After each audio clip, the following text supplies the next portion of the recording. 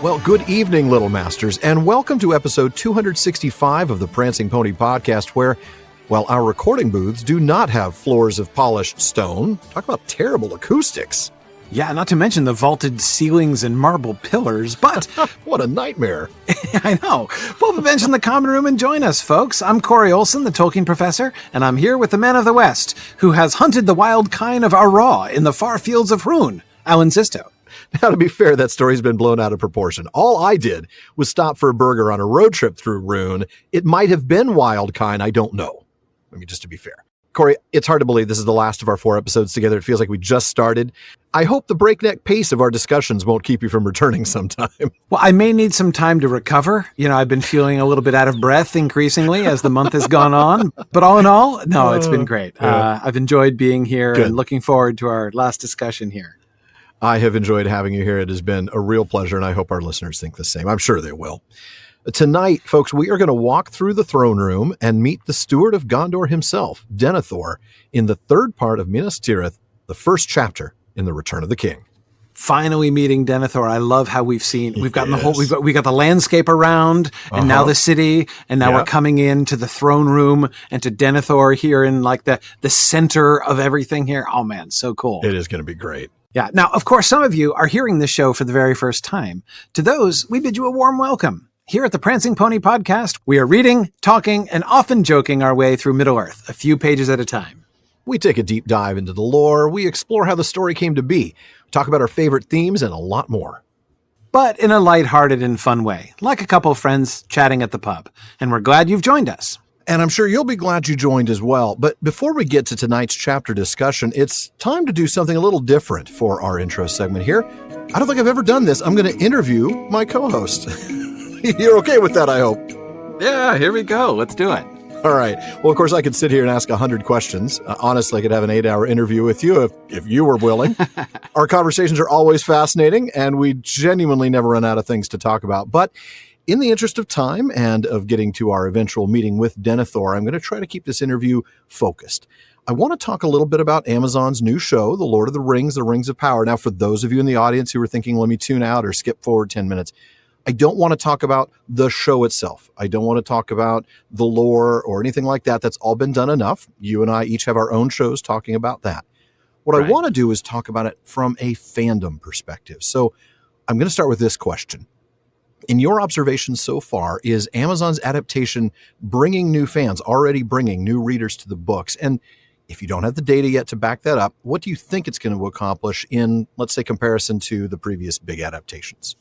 Yeah, of course, that's, in many ways, really the big question, right? The big question not only that we're sort of interested in, but obviously the big question that the Tolkien estate is interested in as well. That's certainly true. I definitely do think that Amazon, as in its position, their ability to push and sell books, I think is definitely a big part of why they got the contract in the first place. So certainly bringing in new readers, I think, is an important thing. So I have a funny anecdote about this. Now, this is only this is kind of data, obviously, but it was a funny experience I just had the day before yesterday. So I was flying home from Kansas City, where I was at Middlemoot. We've just been talking about this, with some folks, wondering this very question. So I'm in the plane on the way home, and I was connecting in Philadelphia. So I was flying from Philadelphia to Boston, and a guy comes in, sits next to me on the plane, and he starts reading The Lord of the Rings. Oh, wow. And I'm like, so I like, and you're sitting next to the Tolkien Professor. So I'm sitting next to this guy, and I'm like, I held off for a little while, and then I was like, I can't help but notice you're reading The Lord of the Rings, so we started talking a little bit, and he was like, yeah, I've been watching The Rings of Power, and I've never finished The Lord of the Rings. And so I decided now's the time I'm going to go back and read it. And I was like, that's great. The devil you say. I was like, okay. Let me hand you my card. Well, no, it was like I had conjured the fellow as I had been, asking myself this question. Like I said, so there's one. I can certify that there is one person at least. I can tell you there's at least 2 more. I've had 2 people join the PPP group say they've never read the books, but they've come to the podcast and that group through the Rings of Power group. So at least there's that. We have 3 now. Yeah, exactly. So I'm sure the Tolkien estate will be pleased, but we won't cash our bonus checks in one place. Right. Of course. It's okay. I've already stockpiled them with all the others. Oh, nicely played. And I've certainly seen, people responding, whether it's to, in the Rings and Realms comments or whether it's, in some of our other broadcasts. I've certainly had a bunch of people who have joined in with exploring the Lord of the Rings and stuff like that. I mean, there's certainly, anytime there's this kind of of increase of awareness, right? Sort of regardless of the performance of the show, it's going to be something that's going to, I mean, in a sense, of course, the Amazon show has an advantage in that the Peter Jackson films have placed Tolkien within a certain, sort of level of familiarity within our culture, right? I mean, it's hard to grow up now and never have heard of Tolkien, right? That was theoretically possible 25 years ago. It's not that Tolkien was unknown before the Peter Jackson films or anything. Hardly. I mean, some people who were born in the post-Peter Jackson years have some strange ideas about how, Peter Jackson dragged Tolkien out of obscurity. That's and right. I'm like, nobody knew who he really was like before that. then. But, right. Exactly. But nevertheless, there's no question that within mainstream, the mainstream culture, the idea of Tolkien, the awareness of the existence of the Lord of the Rings and some idea of what the story is about is something that almost everybody has. Yeah. And so therefore, anything that's going to kind of sort of shine the spotlight again on Tolkien and the Lord of the Rings may possibly trigger people to pick up the books. And I think I definitely think that we're seeing that. To what extent it's going to happen. One of the other things that I think is really important to remember, this is such a long-term burn. That's true. It's a huge long burn.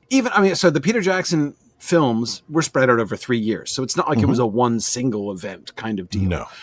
But still, it's much shorter. I mean, one movie, wait a year, one movie, wait a year, one movie is different from the spreading out over the course of 8 episodes, this sort of 2-month experience of going through the show and then another wait and then another one. Which won't even be a year apart. We might be waiting 2 years between seasons. This could be a decade-long project. Yeah. Yeah, even for that reason alone, I suspect that the effect might be hard to judge and hard to compare one-to-one with Peter Jackson. Do I think it's going to lead people to read it? Yes. The other thing, though, that I think I've seen even more, which is the effect that I was most hoping for from The Rings of Power, is that I've heard from even more people who have read The Lord of the Rings and who are now reading the Silmarillion for the first time or wanting to dig into Unfinished Tales for the first time.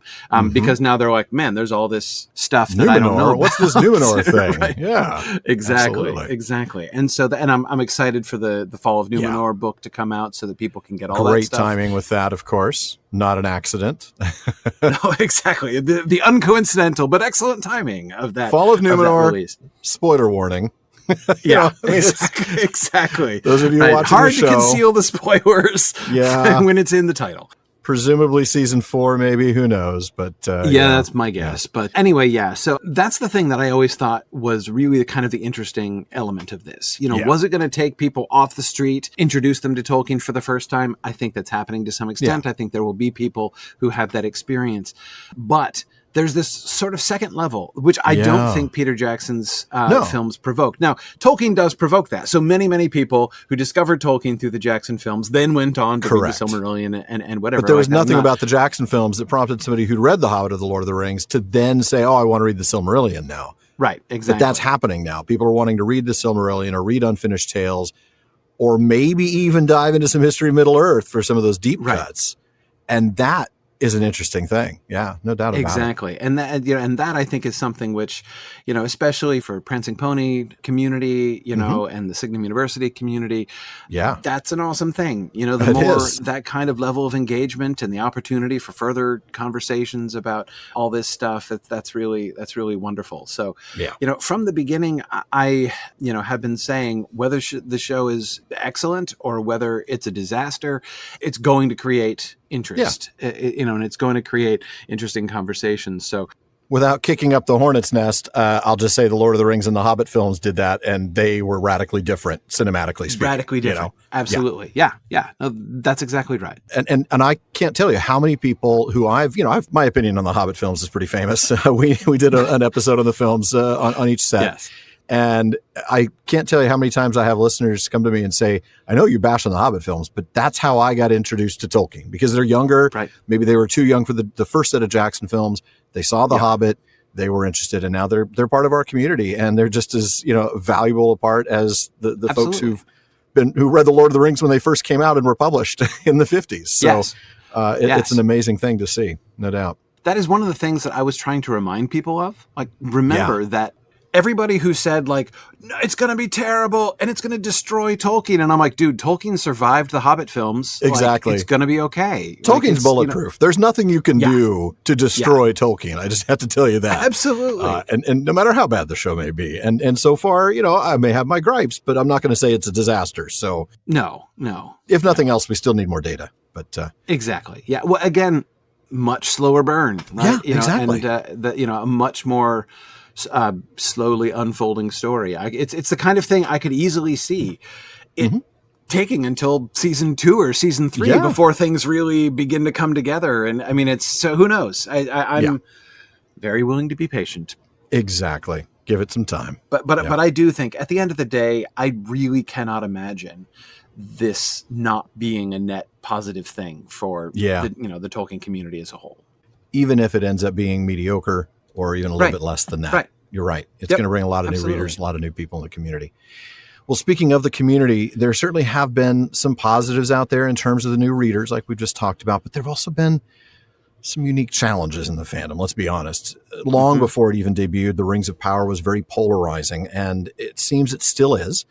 At the same time, you and I are old enough to remember that the Jackson films generated a very similar, maybe not quite as intense just because the internet wasn't as pervasive, but it generated that similar split in the fandom.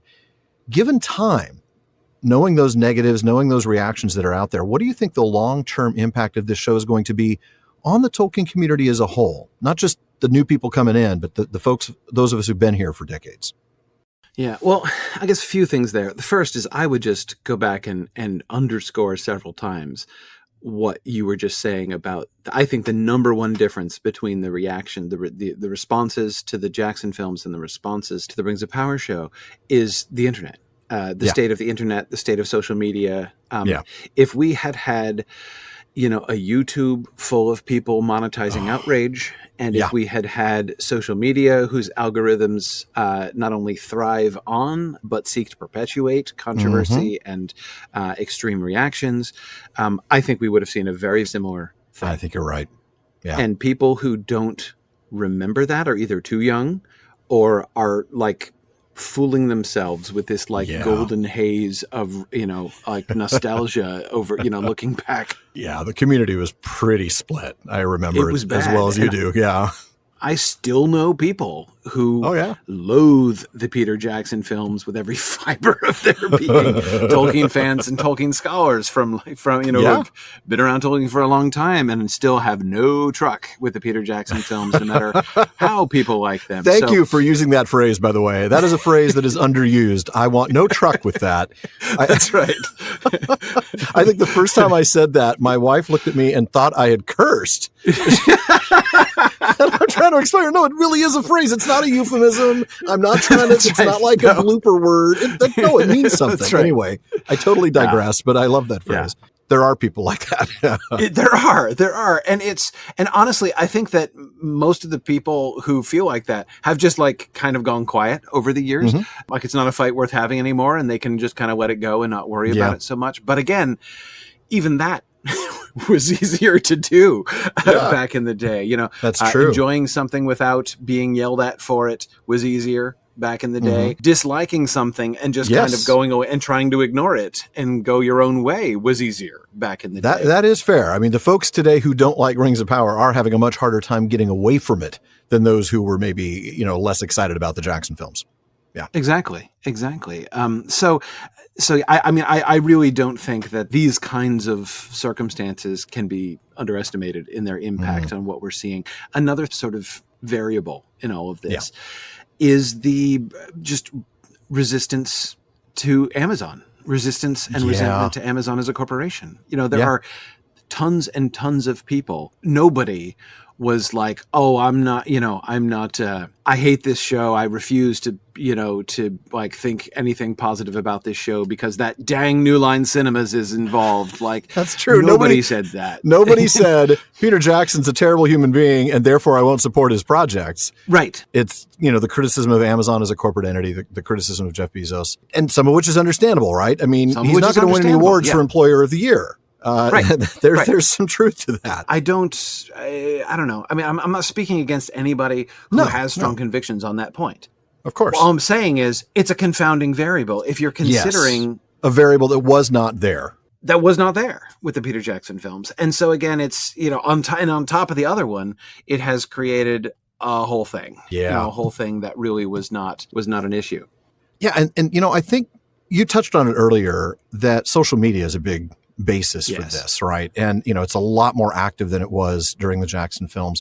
It's also a lot more polarized. I've noticed that in everything. I don't think any of us need to look very far to see that our culture politically and socially is far more polarized than it was even 10, let alone 20 years ago. Yeah, for sure. I mean, and it's been one of the really striking things about the show is that it really has been, kind of getting it from both sides, right? The whole polarization thing has been, and again, and my suspicion is that's something until things start to change, that's something we're going to see about this and about other things, So yeah, it is part of a new reality. And I know for me, I've been sort of struggling, it's, I don't know, it's like swimming in a current, right? I've been swimming really hard to stand still, right? Like just trying not to get buffeted away into one direction or another, just to say like, look, my own reaction to the show has really been premised on, I'm just going to sit here and I'm going to do analysis of what I see, right? I'm going to explain what I see. I'm going to do analysis of what I see. I'm not a critic. That is like, I'm not a movie critic. My job is not to give a rating. I'm not telling you what I like and don't like. I'm just describing what I see and talking about how, what's going on. And as a result, I feel like I've been offending everybody because I'm not, I'm not going in either direction. Well, and if you're offending everybody equally, then you're doing it right. Exactly. That's happening to us as well. That's kind of it. But it's been a really challenging thing. And I think this has been a new experience for Tolkien fandom. Honestly, sadly, I think it was just a matter of time. Obviously, like the Star Wars fandom was really famous for this kind of division when the sequel movies were coming out. I used to think we were better than that. Right. I really did, Corey. I thought the Tolkien fandom was better than the Star Wars fandom, and now been brought down to my pride, and we're in the same bucket as they are. Yeah. Yeah. It's really unfortunate. So, I mean, I think it's important, we all kind of have to remember, like, it's to some extent the little part of fandom where we live can only get as toxic as we get. That's true. And, and I did say that about the larger Tolkien community, but I do have to say that the community that you're a part of, and certainly the community that I'm a part of, I can speak to that and say it's not like that. I am so grateful for the people that listen to this show and to the Rings of Power wrap-up, because we're not seeing that level of toxicity that we have seen in the larger Tolkien fandom. So absolutely. One last thing really briefly that I think about the impact on the fandom is this is also the first time we have had this kind of adaptation. That is to say, an adaptation which is working to fill in the blanks rather than just doing a film treatment of a published story. Telling an existing story. And it's, right. You could say to an extent the Hobbit films were doing this, filling in blanks. They were that is quite true. They filled in blanks that weren't there. It's true. Yeah. Well, I still actually love my biggest resentment against the Hobbit films is that I loved what they were doing and then they did it really badly. And I was like, come on, like that's so disappointing. I mean, it was interesting to see, like the dwarven furnaces and things, but then to see that we were using them to try to melt a giant statue made out of gold to drown the dragon. It's so lame. But anyway, I'm not here to gripe about that. The point is, we're not here to bury the Jackson films. That's right. We're not here to bury the Hobbit movies, but we're not here to praise them either. So that's correct. There we go. Anyway. The point is, we just talked about Star Wars. So you think about Star Wars, right? And from when the prequels came out, the Star Wars community was having to deal with like new stories being introduced, right into, to kind of come into. Now, again, it's hard. Star Wars doesn't have a printed canon in the same way, right? It doesn't have the source text like Tolkien's texts behind it. So it's not exactly the same situation, but still this, opportunity that they had, right? And again, goodness knows, I'm not even going to get into the Star Wars prequels, but I used to think of that a good idea. Yeah, let's not go there at all. No, but anyway, the point is dealing with, it's a different thing. And it's one thing that I'm seeing again and again, that Tolkien fans don't even know how so many of them, like, we just don't have experience with this. No. People don't have categories for this. And you can see it. Like, the people who keep insulting, who've been doing it for months, keep trying to insult the Rings of Power by saying it's just fan fiction. And I'm like, dude, what do you think adaptation is? Every adaptation is fan fiction. Yes! Every single one of them. It's not even an insult that makes sense. Like, of course they're making stuff up. It's like what it's supposed. But again, like there's like not a category for it. So once we get used to this idea, and therefore it's so much more complicated to ask the question, is it being true to the source material? Like what it means to be true to the source material when you're doing this kind of an adaptation is a very different and a very much more complicated question than like the Lord of the Rings adaptation. I've been wrestling with that as well, right? I mean, the whole idea of what we call the Shippey test, which comes out of the letter that Tolkien wrote about the core of the original, right? The Zimmerman thing. Right. It is really hard when you're talking about an entirely made up storyline with entirely made up characters. You know, you really, all you can do is come back to the major themes and say, okay, are they getting these themes right? Are they getting the themes of hope and despair? Are they getting the themes of fellowship? Exactly. It requires doing thoughtful analysis of the adaptation story and thoughtful analysis of the Tolkien text and then thoughtful comparison and contrast between them. It's much more complicated. I keep hearing people saying things like, but they've changed so much. And I'm like, hang on a second. What are you even talking about right now? Like, what are you referring to? Changed what from what? Like that, like they've changed the story. I'm like, which stories are you talking about? It's not that simple. Like, I'm not saying I know when I was reading the story of Hal Brand in exactly History of Middle Earth, Volume 27.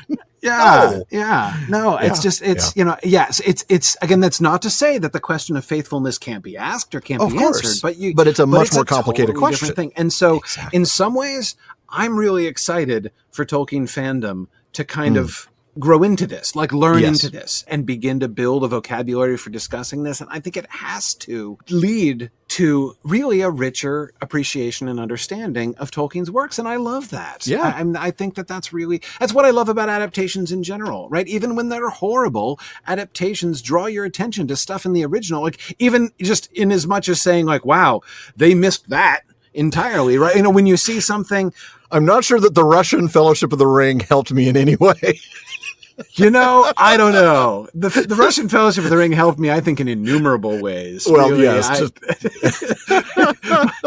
My life has been unspeakably enriched, but that's true. Just maybe not in terms of knowledge of Tolkien, but anyway. No, not exactly. Perhaps that's the last thing I wanted to say about a long-term impact potentially that this show could have on the fandom. Well, one other long-term impact that I think it's already beginning to have is this explosion of new content. I mean, you and I have been around for a while. I mean, you've been around longer than the Prancing Pony podcast by a long shot, and we've been doing this for almost 7 years. You and I have each launched shows. You've got of Rings and Realms for you on YouTube, and of course, I've got the Rings of Power wrap up on all the podcast apps. But you and I have gotten to know another dozen or more content creators on TikTok, on YouTube, in blogging and podcasting. How has this explosion of new content had an impact on the fandom? See, that's kind of the flip side of the like, well, things are worse this time around because of the internet, right? The flip side of that is, well, there's now more opportunities because of the internet. We didn't have YouTube and TikTok for folks, and the way that you can see people discovering things in all new media. I mean, there has clearly been an uptick of interest, people discovering Prancing Pony podcast, people discovering, my broadcasts and Rings and Realms, people, discovering Matt's Nerd of the Rings videos and Don Marshall and Knew Better Do Better on TikTok and all kinds of, all over the place, right? This stuff happening.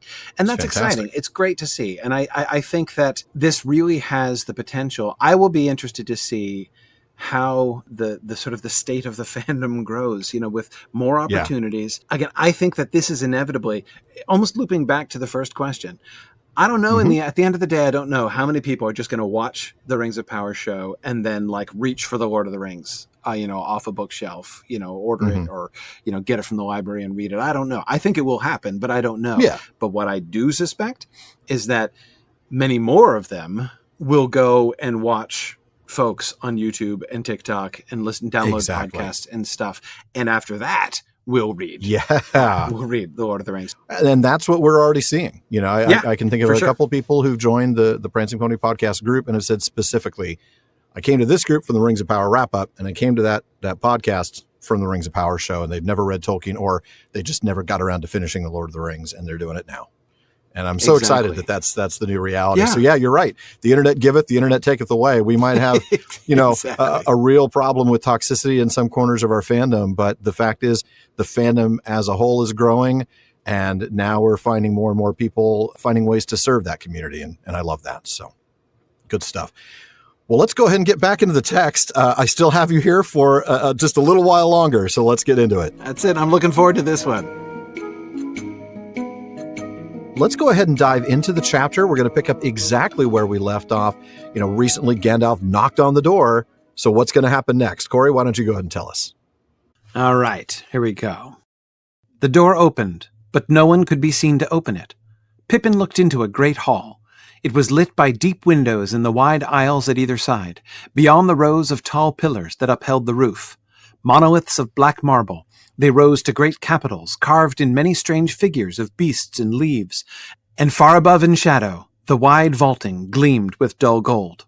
The floor was of polished stone, white gleaming, inset with flowing traceries of many colors. No hangings, nor storied webs, nor any things of woven stuff or of wood were to be seen in that long, solemn hall. But between the pillars there stood a silent company of tall images graven in cold stone. Suddenly, Pippin was reminded of the hewn rocks of Argonath, and awe fell on him as he looked down that avenue of kings long dead. At the far end, upon a dais of many steps, was set a high throne under a canopy of marble shaped like a crowned helm. Behind it was carved upon the wall and set with gems an image of a tree in flower. But the throne was empty. At the foot of the dais, upon the lowest step, which was broad and deep, there was a stone chair, black and unadorned, and on it sat an old man gazing at his lap. In his hand was a white rod with a golden knob. He did not look up. I wonder who this old man might be. Yes, an old man. That's a really interesting, that's the only intro we get. Right? Just the old man gazing at his lap. This is usually where I would then say something about Sean being, not a young man anymore and just gazing at his lap. But anyway, every once in a while I miss him. I get to poke fun at him. I don't know that I can poke fun at you. You're Corey Olsen, man. No, of course I can. You're just younger than me, and I don't want to know it. So we'll go back to the beginning of that passage, and we get this amazing description of the Great Hall, right? That lit by windows deep in the walls of the aisles and these massive pillars upholding the roof. Yeah, I love, by the way, the depth of the windows, right? Yes. Which gives you the impression that you can't see out, right? They let light in, but you'd have to be standing right in front of the windows and looking in that direction. So as you're looking down the aisle, as Pippin is doing, you'd see light, but you would not see outside, right? Everything is kind of contained within that. I love that effect. The tall pillars, though, that you mentioned, right? Those are made of black marble, and there are beasts and leaves in the capitals. There is carven stuff, right? It's all stone, but we do get pictures. It's not just sort of stark and plain. I know sometimes it gives me the impression of that sort of impression of starkness, right? But there is a little bit more kind of detail. There is, yeah. And kind of decoration than I think sometimes I picture in my head. And then, of course, we get that vaulted ceiling gleaming with gold. Oh, so beautiful. And of course, lending to that same stark feeling, the white polished stone of the floor, but along with the capitals, right? You talked about the detail in the capitals. We get some detail here as well, these colored traceries. I did want to point something out real interesting, just a side note here from Hammond and Skull. Until 2004, this passage actually read, "The wide vaulting gleamed with dull gold, inset with flowing traceries of many colors." In other words, the traceries were in the vaulting and not in the floor. Now, in The War of the Ring, that's the 8th volume of History of Middle-earth, Christopher Tolkien pointed out that the longer text we just read that talks about the floor being inset with the traceries was actually in both the manuscript and typescript. That is how Tolkien wrote it. That he just concludes it was a casual line-jumping error that caused those flowing traceries to be ascribed to the vaulting. So if you've got an older version, you got to know where the traceries are now. So for the first almost 50 years of people reading this description, they weren't getting the whole, they were missing a line. The floor was plain and the ceiling had the traceries, and they were missing that whole bit about the floor. Wow. Yeah. Funky. But we're told there isn't a bit of wood or fabric visible. There's no tapestries. There's no weavings. Yeah. Yeah, that certainly lends to the cold feeling you were talking about earlier. Absolutely. Yeah, that sense of starkness. But also notice that he mentions specifically lack of storied webs. Yes. There's no narrative, right? There's some decoration, but the only stories are like the progression of king statues going down the row. So that's very different. It is different. We do get those statues between the pillars, right? And that's the only story we get. Exactly. And of course, this reminds Pippin of the Argonath, and whether he recognizes it or not, because the text doesn't tell us that he knew this, the text just tells us that we're looking at the kings long dead. Right. And so we recall here Aragorn's conversation with Boromir in Rivendell at the council. Yeah. Boromir was doubting Aragorn. As he often does. Exactly, right. And so, he was asking him if he wanted the House of Elendil to return to the land of Gondor. And then we read, Aragorn smiled at Bilbo. Then he turned to Boromir again. For my part, I forgive your doubt, he said. Little do I resemble the figures of Elendil and Isildur as they stand carven in their majesty in the halls of Denethor. Okay. I remember it was a long time before I sort of realized, like, wait a second. That means Aragorn's been there. That's this moment when, he's Strider and you've just learned that he's a king. And then it's like, whoa, yeah, he's referring to, Boromir. Yeah, that stat you see all the time. Yeah, those, right? I mean, he's totally been there and is a part of that world. Yes, he is. I mean, those are his ancestors. So quite the amazing moment there when he tells Boromir that. Yeah. But then, of course, Pippin sees the throne, right? Set high up on that dais. And we'll talk about that a little bit here when we get into a sidebar comparing this to Medusel. But I want you to talk us a little bit about the canopy and all that. Yeah, absolutely. It's under a marble canopy that's carved to look like a crowned helmet. That's wild. That is wild. I mean, a stone helmet, really, really big. This isn't I'm trying to picture this thing, Corey, and I'm having a hard time. Sticking out of the wall. Okay, so the only thing I can think of, like what it reminds me of, like some tombs in old cathedrals and things. Yeah. Sometimes where you get like this big stone pedestal and then the statue of the person lying there in state on the, and then there'll be like a stone canopy, right? That's all part of the whole carving, right? Yeah. That's the only time I'm trying to remember, like, when have I ever seen like a canopy, something like that, carving out of stone. And it's the only thing I can think of, that kind of a tomb that, it must be kind of sticking out of the wall like that. I also don't know how big it is. I mean, it says that's fair. Big, but anyway, it is very prominent. I wonder what the proportion is between that and the statues, That's a very good question. It can't dwarf the statues, right? I mean, you're not going to be like, there's Elendil and there's Isildur and there's the honking crown, that's like the big massive crown that's hanging over the entire dais. Right. I mean, it's got to be above the throne, so it's got to be reasonably large. And probably at least as wide as the throne, so that if it fell, it would be like the cone of silence. Yeah, that's it. That's it. So, it would at least surround the size of the throne, but it wouldn't be much longer. Probably not like the size of the whole dais or something. The dais itself, no. That's an interesting thing, though, I got to admit.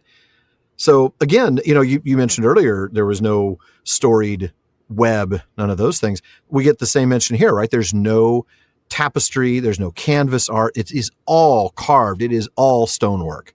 Right. Yeah. The only one thing we get there at the end are the gemstones, right? The carving on the wall that is of the flowering tree, using, again, no wood or fabric, but just using gemstones. But then under all of this, the throne itself is empty, right? The focal point of the entire room is this empty throne. But of course, on the very lowest step of the dais is this very simple, plain black stone still chair, right? It's not a wooden chair. Mm-hmm. This is not a plastic Adirondack chair you pick up at Walmart.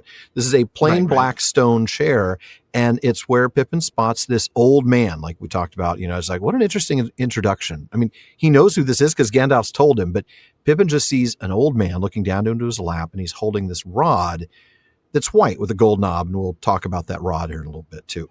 Yeah. I think, by the way, that's a really good reminder here. That is that we're getting Pippin's perspective. Yeah. Especially about the old man. It's not like we're being told this and it's some kind of mystery, right? I mean, we just got all that preparation about how to talk to Denethor. And Denethor is going to question you a lot. Yeah. Right, exactly. And yet when Pippin sees him, what he primarily sees is an old man looking down at his lap, which is both a simple description, but also it's almost like Pippin seeing through to the, kind of the heart of things in some way, right? Like he's seeing past all the splendor. Interesting. I also wonder whether maybe he expects to see Denethor on the throne.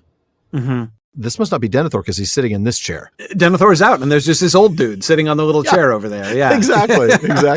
Could you go get Denethor for us? Yeah, right. Exactly. Are we going to send the old guy after Denethor? Yeah, might take a while. You never know. Right? Maybe. Oh, maybe. Well, before we get to the passage that I'm going to read next, I wanted to do a sidebar because we're going to be doing. I say we. You and I aren't going to get to do too many of these, sadly. Yes. But I'm going to have plenty of opportunities to compare Denethor to Theoden. But this is the best chance we have to compare their royal residences, for lack of a better phrase.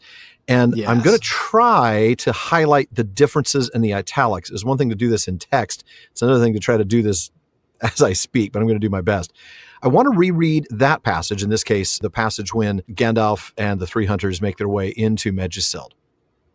The guards now lifted the heavy bars of the doors. So that's different, right? The doors opened and we didn't see anybody. And swung them slowly inwards, grumbling on their great hinges. The travelers entered. Inside it seemed dark and warm after the clear air upon the hill. Okay, that's very different than what we're sensing here. Yes. The hall was long and wide, so that's similar, filled with shadows and half-lights. Mighty pillars upheld its lofty roof, so another similarity. And here and there, bright sunbeams fell in glimmering shafts from the eastern windows high under the deep eaves. And that's, again, another little similarity. The differences really are the guards at the door and then that dark and warm feeling that we get in Meduseld. But the passage goes on, doesn't it? Yeah. So the passage continues. Through the louver in the roof, above the thin wisps of issuing smoke, the sky showed pale and blue. As their eyes changed, the travelers perceived that the floor was paved with stones of many hues. So that's a significant difference. We get a little bit of the color in the traceries, but here we see a much more colorful floor in Meduseld. Yes. But there are also branching runes and strange devices intertwined beneath their feet. They now saw that the pillars were richly carved, gleaming dully with gold and half-seen colors. So that sounds familiar. It sure does. Many woven cloths were hung upon the walls, and over their wide spaces marched figures of ancient legend, while there are the storied webs. That sounds like something that the Return of the King passage is explicitly alluding to. Like, yes. Do you remember the storied webs from Meduseld? Well, there aren't any here, right? I mean, you're not going to find them here. Seems to be an actual reference. No Eorl the Young coming down to save to save Gondor in this particular case, right? And then, of course, we even get a different dais and throne as well. So, going back to the Theoden Meduseld passage, at the far end of the house, beyond the hearth, well, there's something that we don't see in this place, is a hearth. And facing north towards the doors was a dais with 3 steps. Now, that's different than what we've got here. And in the middle of the dais was a great gilded chair. I'm thinking this is a gold-plated wooden chair, right? It's not solid. A gold-plated wooden chair, yeah, exactly. So that's another big difference. Either way, I guess even if it's a metal chair, it's still not a stone chair, but I'm imagining it as a wooden chair with gold trim. And at his feet upon the steps sat a wizened figure of a man with a pale, wise face and heavy-lidded eyes. No description of Denethor's eyes, so we'll just leave that as an unknown. Right, so as we can see there, at his feet upon the steps, right? So we've got Wormtongue there at Theoden's feet, who is where we end the description, right? And this, I'm thinking about the observation you were making before about how the guards at Meduseld were different, right? Yeah, there were guards as opposed to doors that seemed to open of their own accord, yeah. Exactly, which means that in Minas Tirith, Denethor is it. Like, he's the only person, the only living thing that they see when they come in, surrounded in this tomb-like stone hall, right? That's a very good point, because with Theoden, you had Theoden on the great gilded chair, you had Eowyn standing behind him, and then at his feet was his advisor, who, I mean, in theory sort of parallels to Denethor, but really Denethor is parallel to Theoden. There's so much more living, even like the hearth and the tapestries and things, right? Everything is a little bit more, like organic. Organic. That's the word that came to my mind as well. Yeah, exactly. More people, more living things. And he is actually the only inorganic thing, or the only organic thing that we see in the entire throne room. Everything else is stone. There's no plants. There's no webs. There's no wood. There's nothing other than this stone. Wow. Right. So, of course, Minas Tirith's court, with its marble and stone and the vaulted ceilings and the statues, does call to mind the architecture of something like a Roman basilica, while Meduseld is a direct callback to Anglo-Saxon tradition. So there's obviously different, cultural contexts behind these two things. And that's not a surprise. I mean, we've talked before Right. about the inspirations that Tolkien drew on for the culture of Gondor, and it does seem that there's a very heavy Mediterranean influence. Yes, yeah, Which, to their credit, the folks at Rings of Power seem to pick up on as well. I mean, there's for sure. There's definitely that sense. Yeah. Oh, in Numenor, absolutely. Yeah, from Yes. Roman to Byzantine to Egyptian to all of that. And of course, Tolkien described that, right? In his letters, he talked about both Roman and Egyptian, I know for sure. I wouldn't be surprised if he also mentioned Byzantine. I don't recall it off the top of my head, but certainly not a shock if he did. Well, when we get back from the break, folks, we are finally going to meet Denethor.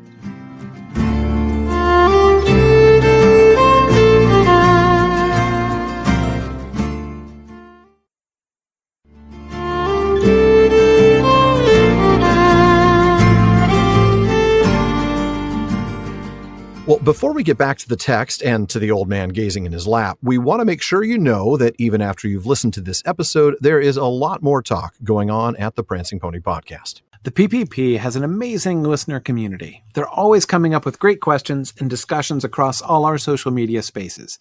Check out our common room on Facebook, our dedicated subreddit, Twitter, and more.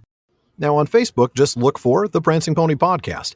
Follow the page to get the news, but be sure to join the group to get involved in some great discussions. Or if you prefer Reddit, find us there at r/PrancingPonyPod. On Twitter and Instagram, we're simply @PrancingPonyPod.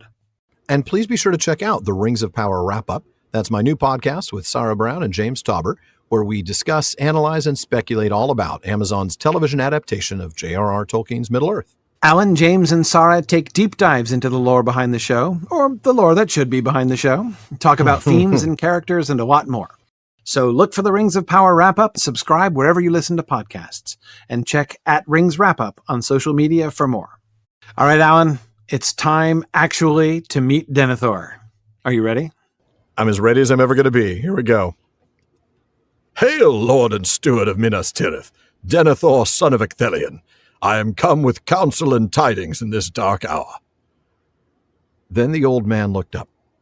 Pippin saw his carven face with its browed bones and skin like ivory, and the long curved nose between the dark, deep eyes. And he was reminded not so much of Boromir as of Aragorn. Dark indeed is the hour, said the old man, and at such times you are wont to come, Thrandir. But though all the signs forebode that the doom of Gondor is drawing nigh, less now to me is that darkness than my own darkness. It has been told to me that you bring with you one who saw my son die. Is this he? It is, said Gandalf. One of the twain. The other is with Theoden of Rohan and may come hereafter. Halflings they are, as you see, yet this is not he of whom the omens spoke. Yet a halfling still, said Denethor grimly, and little love do I bear the name, since those accursed words came to trouble our counsels, and drew away my son on the wild errand to his death. My Boromir, now we have need of you. Faramir should have gone in his stead. He would have gone, said Gandalf. Be not unjust in your grief. Boromir claimed the errand and would not suffer any other to have it. He was a masterful man, and one to take what he desired. I journeyed far with him and learned much of his mood. But you speak of his death. You have had news of that ere we came? I have received this, said Denethor, and laying down his rod, he lifted from his lap the thing that he had been gazing at. In each hand he held up one half of a great horn cloven through the middle, a wild ox horn bound with silver. Okay, so Gandalf greets Denethor formally, right? Offering news and advice here. That's hail. I am come with counsel and tidings indeed. When Pippin sees Denethor look up, it's interesting. He's reminded more of Aragorn than he is of Boromir. It's that the facial structure, right? The carven face, the long curved nose, and his ivory skin and the dark eyes. I find that interesting that he's reminded more of Aragorn. Yeah, and I wonder, like, to what extent it's the actual facial features and to what extent it's, like, his sort of air and presence, if you know what I mean. I mean, I don't doubt that it is about his facial description, but I don't think it's just that, right? You know, later on, Gandalf is going to say that Faramir resembles him more than Boromir, but I don't think it's just in looks that he's talking about there. No, that there's something about him which now Pippin associates with Aragorn. The kind of authority that he has, the kind of stature and gravitas and nobility and yeah.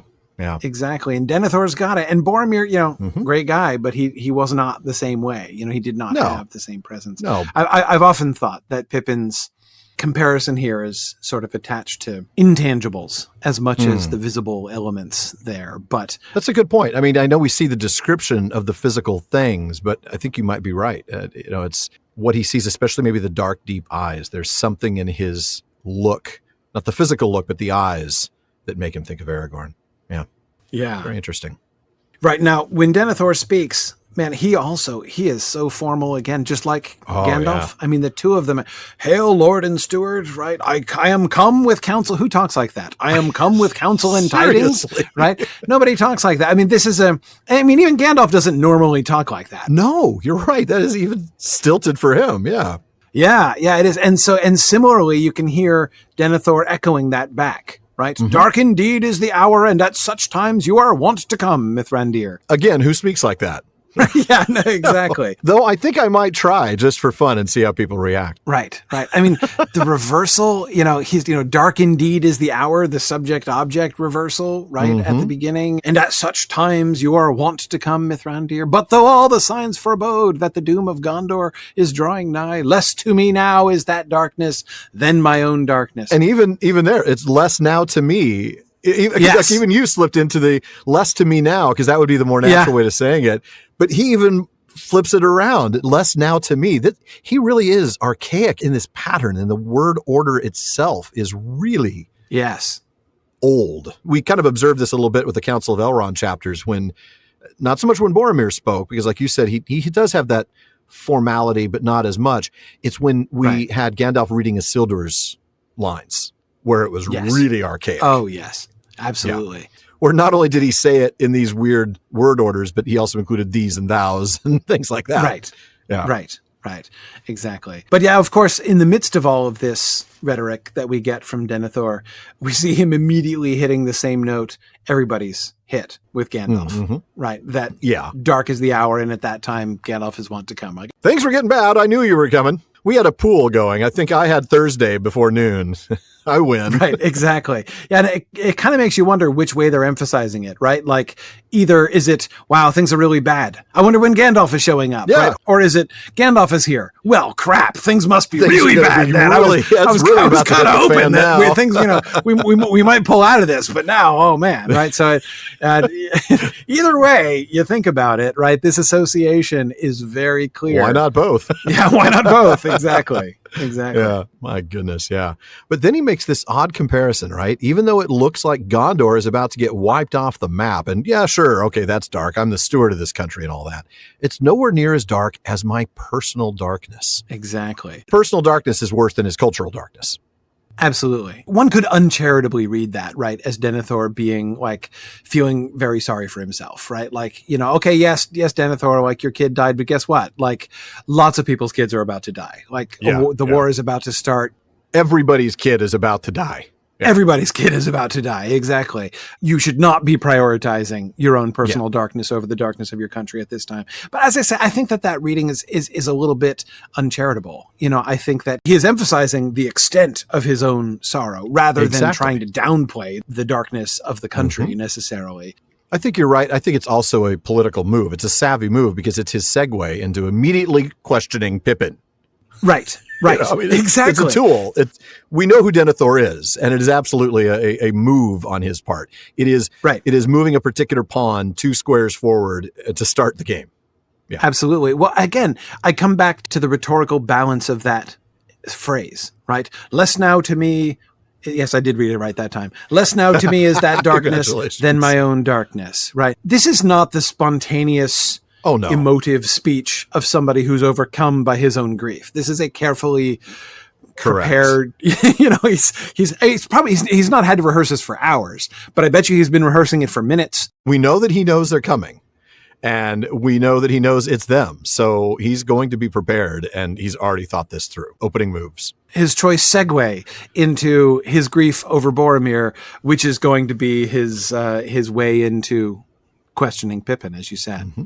Yeah, absolutely. Yeah, no, because of course the darkness he's referring to, right? Clearly, the death of Boromir. His first question is to confirm that the person Gandalf has brought with him is the one who saw Boromir die. Exactly. And that's, Gandalf is able to confirm that. And he says, look, the other one is with Theoden. It may come later, which we want to talk about, right? Don't you want to talk about whether the Rohirrim are coming? Because that may be something you want to know. He's kind of like... That really is like a cunning segue attempt on Gandalf's part, right? And it's not the first one. There's a few of these attempts where he's trying desperately to kickstart the conversation and steer in a different direction. And he goes, so one of them is with this guy and may come later. Really is a prompt, right? Like, here's where you then ask about when Theoden is coming, right? Oh, you mentioned Theoden. Yes. Yeah. This is not far-fetched because remember, even down at the gate, they were yelling that after him. Oh, does this mean, Theoden is coming? Are the Rohirrim coming? Yeah, everybody's thinking about that. Yeah, both Ingold and the guys at the gate were both asking after the Rohirrim, but Denethor is focusing on this, They can't wait to discuss it, but Denethor won't take that conversational segue on a plate, right? No, you're right. Gandalf served it up to him, but he has nothing to do with this because he wants to focus on one thing and one thing only, and that's going to be to get more information about Boromir. But before we get off of Gandalf's prompt, he does say, look, yes, they are both halflings, but it's not the one that's spoken of in the omens. Exactly. That doesn't really help Denethor's position, does it? No, not really. I mean, so, Denethor, no fan of halflings, right? I mean, he's has some negative associations with halflings since it was that omen that took Boromir on his adventure that led to his death. Yeah. And he laments the loss of Boromir, especially now. What do you think about this passage, Alan? Because I'm thinking in the context of what we've been talking about, how this is clearly not necessarily a rehearsed speech again, but it's a formal speech. Like this is a performance by Denethor to this point. Absolutely. And yet this moment, the my Boromir expression, right? There's a real question, like how spontaneous, how like genuine is that? And again, obviously I'm not trying to suggest that Denethor doesn't actually care about Boromir's death. Obviously, no, he clearly he's does. Genuinely grieved. Yeah. But nevertheless, his own performance of his grief is still part of his overall approach to this entire encounter, right? I think you're right. I mean, the question is he allowing his own sorrow to overcome the prepared remarks that he had, or are these part of the prepared remarks that he had? That's a very good question. I mean, there is at least a part of me that wants to think this is a break in the prepared part, that this is his heart pouring out, my Boromir, especially because it's a strategic error to say Faramir should have gone in his stead, because we know how Gandalf feels about Faramir, and that's going to sort of already up the sort of angst going on there and the conflict level between Gandalf and Denethor. By even saying something like that, it's going to trigger Gandalf a little bit, and it does. Right. And I don't think he's trying to do that yet because he really does want to get to Pippin. So to me, I see this as my Boromir. Oh, why now of all times? Why now? Should have been Faramir. Oops. Yes. I don't know. I mean, that's where I'm going with it. I can believe that. And the primary reason I can believe that is that he segues into this by picking up on what Gandalf just said, which he would not necessarily have anticipated, right? Yet this is not he of whom the omens spoke, yet a halfling still, and little love do I bear the name, since those accursed words came to trouble our counsels. I don't think he was necessarily prepping to talk about the omens. Right. No, that's what seems to trigger him. He's starting to ad lib a little bit more, and in doing so, it triggers leads him to the yes. I do think. I mean, Gandalf is going to say that he can use even his grief as a cloak and sort of use that not to manipulate. Well, to manipulate people. Yeah, it is. Yeah. However, I don't think that that's what's happening here. No, because you're right. Faramir should have gone in his stead. He's tipping at least one of his cards there. There's no good reason for him to let that out. Yeah. It is definitely a tactical error on his part. Yes, it is a tactical. I mean, that is TMI. That is like, what he thinks about his younger son, which nobody in this room really needs to hear. No, and there's no political advantage to it, right? He doesn't gain leverage over Pippin or Gandalf by saying this. In fact, he actually arguably loses standing in Gandalf's eyes. If he had just said, my Boromir, now we have need of you. In other words, this was terrible timing. Why did this have to happen now? Okay, leave it there. But that last line in particular does feel like it was not a prepared or even well thought out response. Yeah. Yeah. Yeah. Agreed. And this, as Denethor is losing points in his showdown with Gandalf here, he's gaining points in my mind. It is good to see. It's human. If I were convinced that the entire speech, the entire performance, all the way through this whole conversation was just him performing to his script, I would have not thought very well of him. Yeah, that's a good point. You're right, because he is cold and calculating, but he's not entirely stoic. I mean, he really is feeling this. Right. I mean, clearly, because he is despairing, right? We've talked about this before. It's the hope and despair theme is just rich through this entire storyline, and despair is not a cold and calculated thing. It is a very human thing, a very tragically human thing. And clearly he's experiencing quite a bit of despair as it relates to Boromir at this point. So, but exactly. This isn't the last time, by the way, that he says that Faramir should have gone. No. And that's the other thing, like in conjunction, or one of the expressions of his despair, as he's in that place, he opens himself up to Gandalf's chastisement. Yeah. Right. Yeah. Because Gandalf does kind of come after him a little bit here. Yes, like you're grieving, but be not unjust in your grief. Right. I love that phrase. He's sticking with the formality, isn't he? Be not unjust in your grief. That's not how Gandalf talks normally. Right. But he's right. Yeah. Yeah. Faramir, he points out, would certainly have gone. Remember that Boromir claimed the task. That's right. I mean, if I just want to go back to the window on the west for this, because Faramir says specifically, it's not, by the way, that just Boromir claimed it and Denethor's like, oh, Faramir should have gone. Remember, Faramir told Frodo, alas, that ever Boromir went on that errand. I should have been chosen by my father and the elders, but he, Boromir, put himself forward as being the older and the hardier, both true, and he would not be stayed. Chosen by my father and the elders. Yes. If I had to choose two words to give like a little glimpse into Faramir's character, they might be both true. I love that part. I know. When he's as being the older and the hardier, both true. Right? He's not contesting it. Just love that. Guilty as charged. Guilty as charged. Exactly. Oh, wait, that's got to be done in a Sideshow Bob voice. Guilty as charged.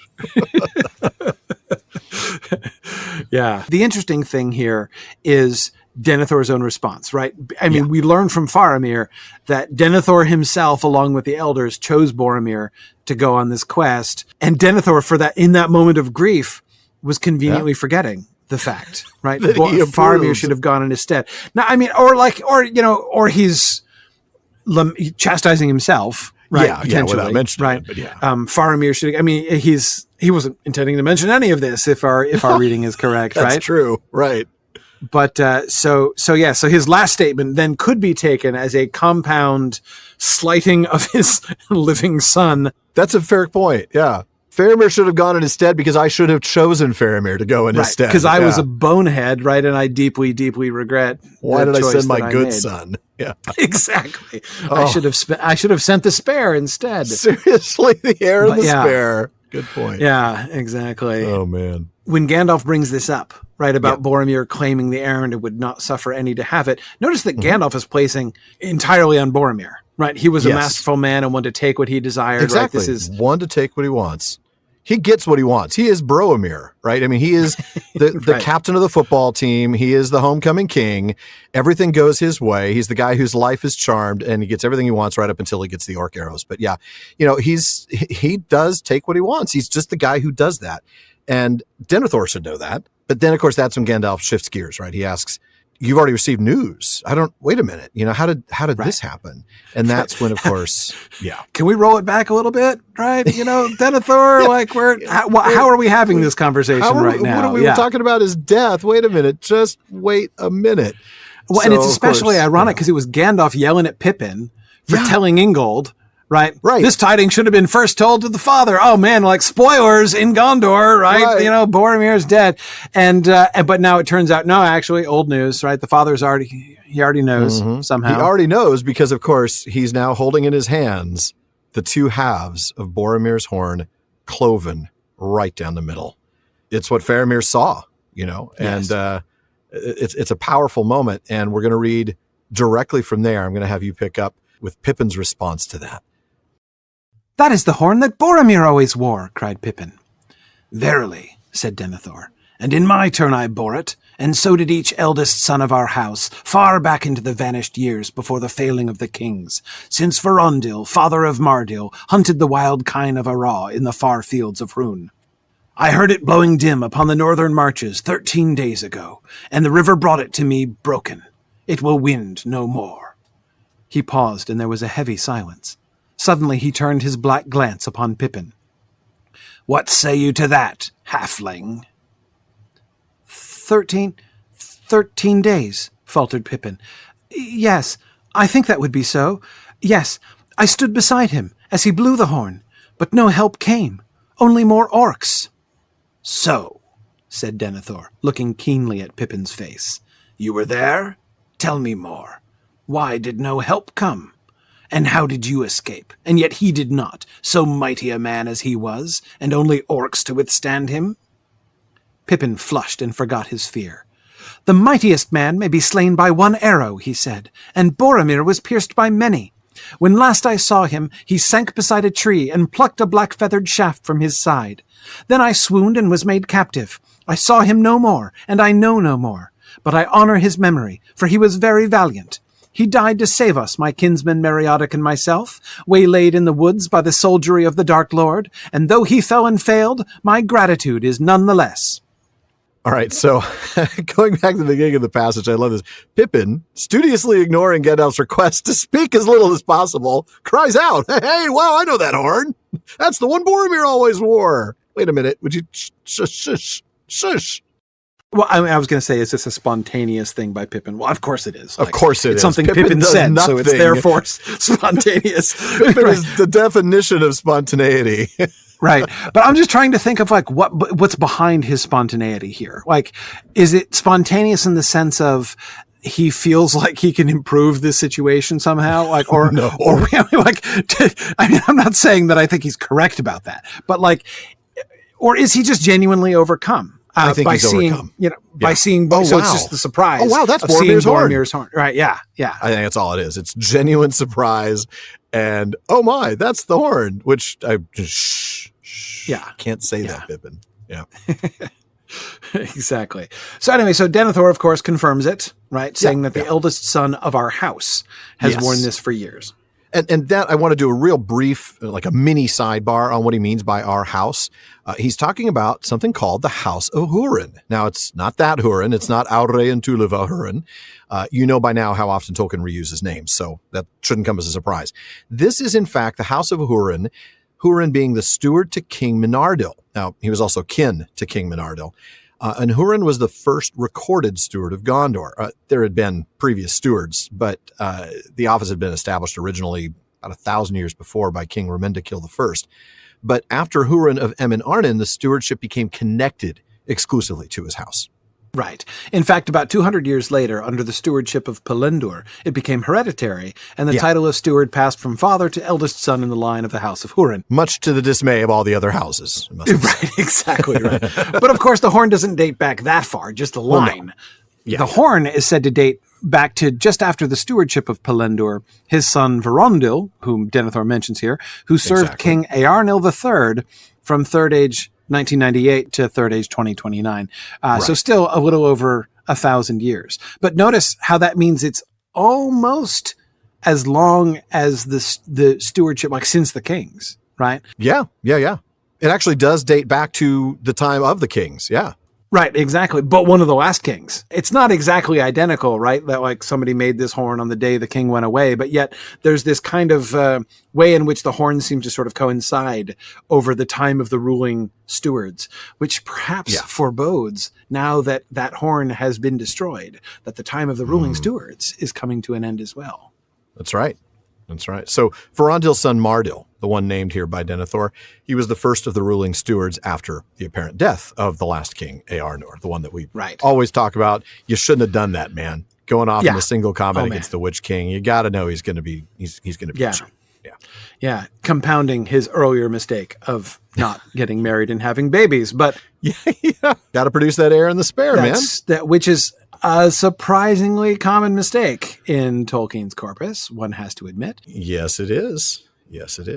very much with larger consequences in Eärnur's case than in others, but still. Yeah, fair. A common blunder. Anyway, Denethor mentions the history of this horn. It goes back to when his ancestor Verondil hunted the wild kine of Arra in the far fields of Rhûn. That's right. Now, in Appendix A, in the part of the appendix called The Realms in Exile, there is a footnote, and I love this. I love his footnotes, because that's where we find the really cool, rich details, right? Yeah. The wild kine that were still to be found near the Sea of Rhûn were said in legend to be descended from the kine of Arra, the huntsman of the Valar. Well, of course, we know the huntsman of the Valar more familiarly as Orome. That's right. That's right. Now, I think you and Sean talked about kine before, but that's simply an archaic word for a group of cows. So not a herd of cattle, but of kine. Right. There we go. So then we get Denethor relating when he heard the blowing of the horn 13 days ago. That works, doesn't it? Yeah, time-wise, that's correct. Boromir fell on February 26th, and it's now March 9th.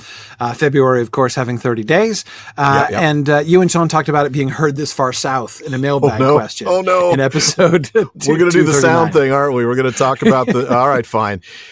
So at the time, Sean and I concluded it had to be some sort of magia, right? The idea that the sound of the horn will not pass unheeded when certain conditions are met, right? It needs to be blown at need and within the bounds of Old Gondor. Right. And part of this, of course, was because the time didn't quite fit. Faramir heard it far later in the afternoon than Boromir would have died. Mm-hmm. But the biggest part of it was the issue of loudness, right? Oh, yes, it was. This is where I get to bring out the science.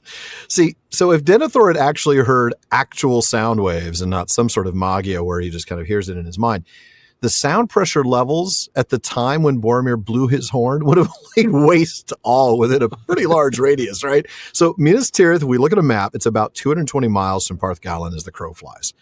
To hear a sound even at a whisper level of 30 dB from 220 miles away, the horn would have had to generate a sound pressure level that literally doesn't exist. It would be a sound pressure level of over 200 dB. Eardrums rupture at 150. Scientists tell us that people would be killed by anything around 185 dB. We're talking about so much pressure that your lungs would pop like little balloons. And you'd probably have a heart attack as well. You right? would, it would embolisms, and your internal organs would just get turned to soup. A lawnmower is 90 decibels. A police siren is 120 decibels. A jet taking off is 140 decibels. 200 decibels is quite literally impossible for a horn like this blown by human lungs. Also because after a millisecond of it being blown, he would be dead.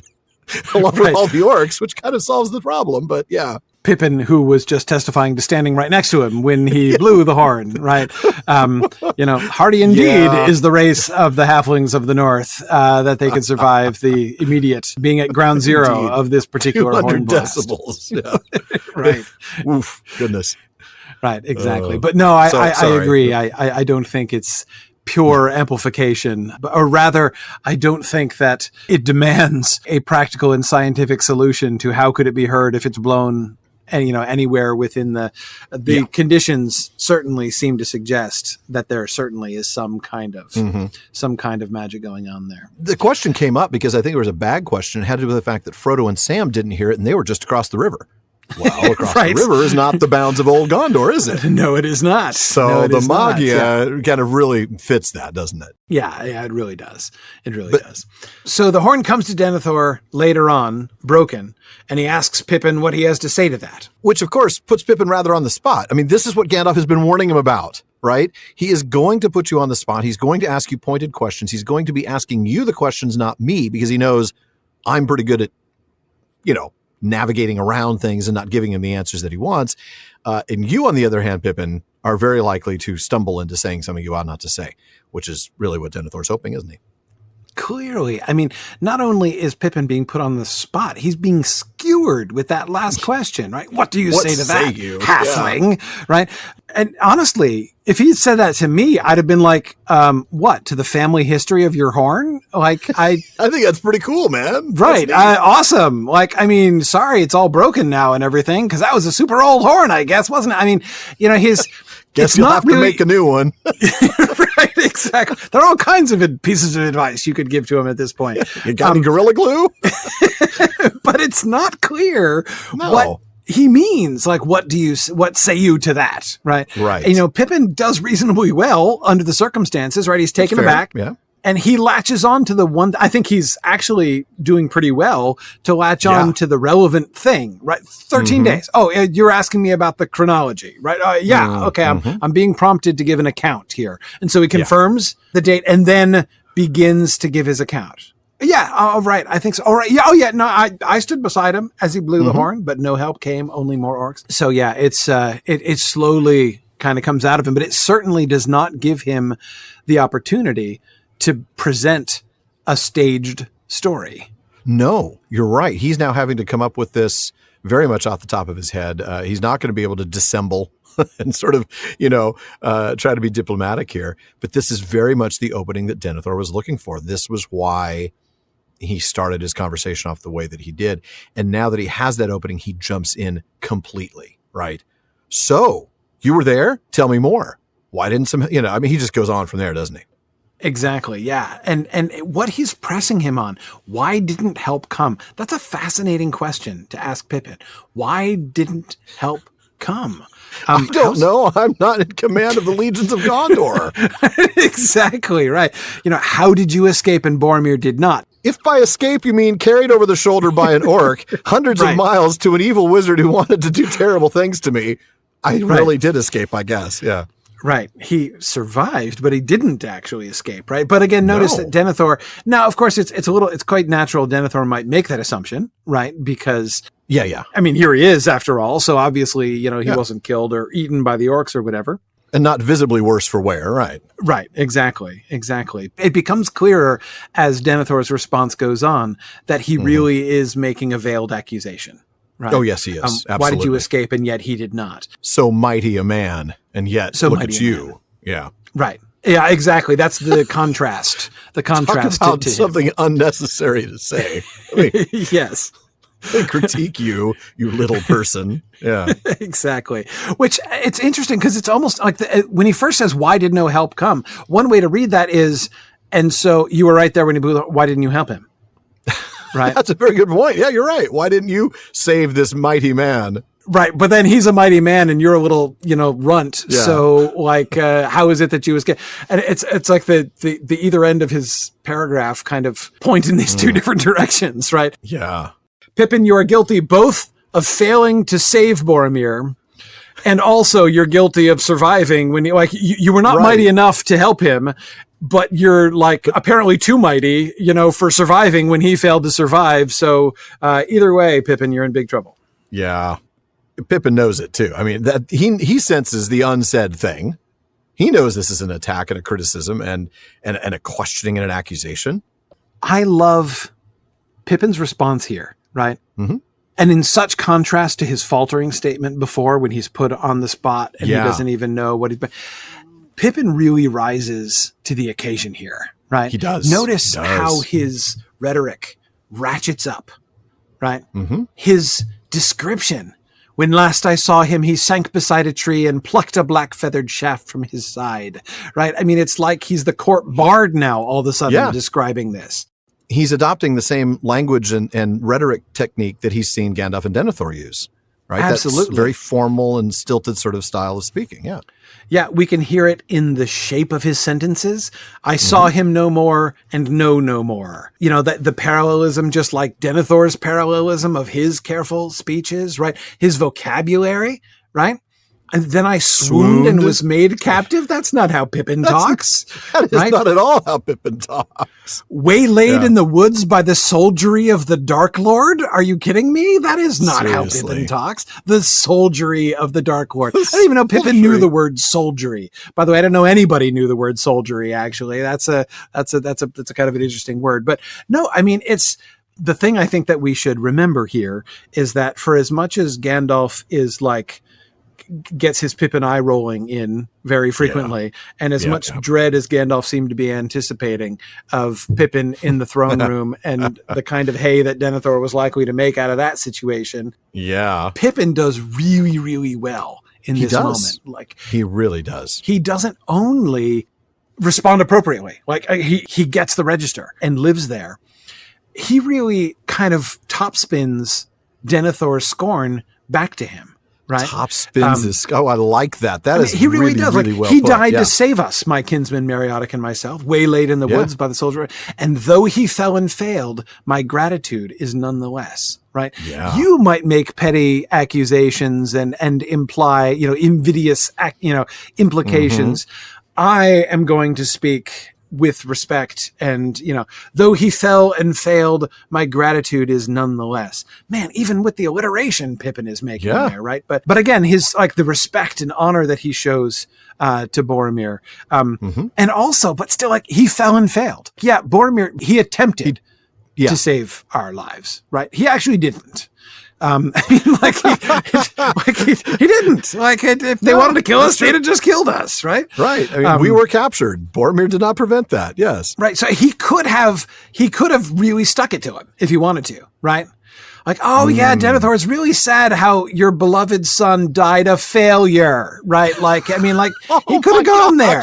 Can you imagine Denethor's reaction if that's what he'd done? Oh, that's great.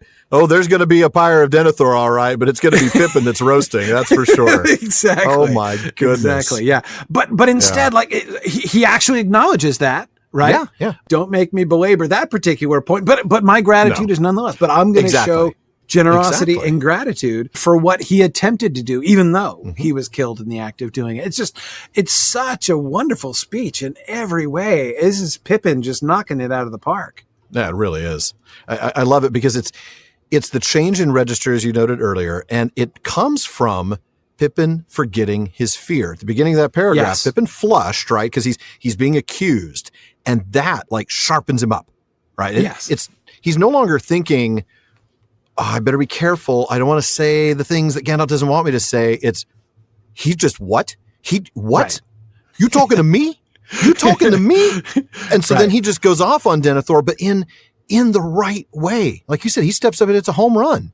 And he's not done hitting the home runs, really. No, he's not. He's not. And again, last point, I was joking that I didn't know that he knew these words, right? But he does know these words. Yeah, he does, clearly. Pippin has this register in him. And, for a moment, we're sort of reminded, he is the son of the Thane, isn't he? He does know how to talk in a formal situation, right? Yeah. When the moment really calls for it. It's so easy for us to think of Pippin as, Pippin as most of the time, right? Yeah, exactly.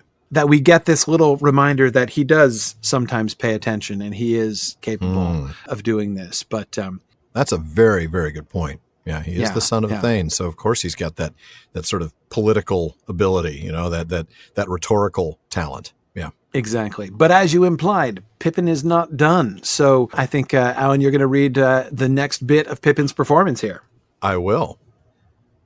Then Pippin looked the old man in the eye, for pride stirred strangely within him, still stung by the scorn and suspicion in that cold voice. Little service, no doubt, will so great a lord of men think to find in a hobbit, a halfling from the northern shire. Yet, such as it is, I will offer it in payment of my debt. Twitching aside his grey cloak, Pippin drew forth his small sword and laid it at Denethor's feet. A pale smile, like a gleam of cold sun on a winter's evening, passed over the old man's face, but he bent his head and held out his hand, laying the shards of the horn aside. "Give me the weapon," he said. Pippin lifted it and presented the hilt to him. "Whence came this?" said Denethor. "Many, many years lie on it. Surely this is a blade wrought by our own kindred in the north, in the deep past." "It came out of the mounds that lie on the borders of my country," said Pippin. "But only evil wights dwell there now, and I will not willingly tell more of them." "I see that strange tales are woven about you," said Denethor. "And once again it is shown that looks may belie the man, or the halfling. I accept your service, for you are not daunted by words, and you have courteous speech, strange though the sound of it may be to us in the south. And we shall have need of all folk of courtesy, be they great or small, in the days to come. Swear to me now." "Take the hilt," said Gandalf, "and speak after the Lord if you are resolved on this." "I am," said Pippin. And that's where we'll stop for now. Okay. Oh, Awesome. man. Yeah, so we come to the unexpected moment of Pippin offering his service to Denethor. Out of the blue, huh? Yeah, certainly for Gandalf, clearly. But at the same time, it is not inappropriate, right? I mean, he has this strange stirring of pride combined with a sting at Denethor's scorn and suspicion. Love that alliteration, by the way. Yeah. Oh my goodness, that alliteration was lovely. Yeah. I had to restrain myself from interrupting you to comment on that. Stirred, strangely, still, stung, scorn, suspicion. Ooh, man, that was good. An extremely sibilant sentence there. Yeah. Sorry, Jordan. Yeah, exactly. Little aside to my editor there, who's probably running every filter imaginable in Pro Tools. Right, exactly. But again, it's the response, right, is, well, a noble response, right? Yes, I mean, again, he's just been greeted with scorn and suspicion, right? Only just barely on the near side of accusation. And he responds to that with this offer of service, right? Yeah, yeah. And it's a stirring of his own pride. But it really, there's a shaming element of this. Like, he has shamed Denethor here successfully. I mean, as incredible as it would sound, as much as Gandalf wouldn't have believed it 5 minutes ago, Pippin has won this exchange with Denethor. I mean, Pippin is mopping the floor with Denethor right now in this encounter. He really is. I love that, by the way. The idea that Pippin is like rhetorically out-muscled Denethor. He totally has. He totally has. I mean, it's unbelievable. Like, he is just like, point, set, match to Pippin right here. I mean, it might cost him his life because he's about to swear an oath. But, yeah, exactly. He's won this, right? It's a Pyrrhic victory. I did, by the way, notice the self-deprecation. I think that was also a little bit of a jab back at Denethor for being so dismissive of Pippin because he's small, right? Judge me by my size, do you, right? We talked about that before when he was meeting Ingold. There's this, little service, right? By a hobbit, such as it is. I love that.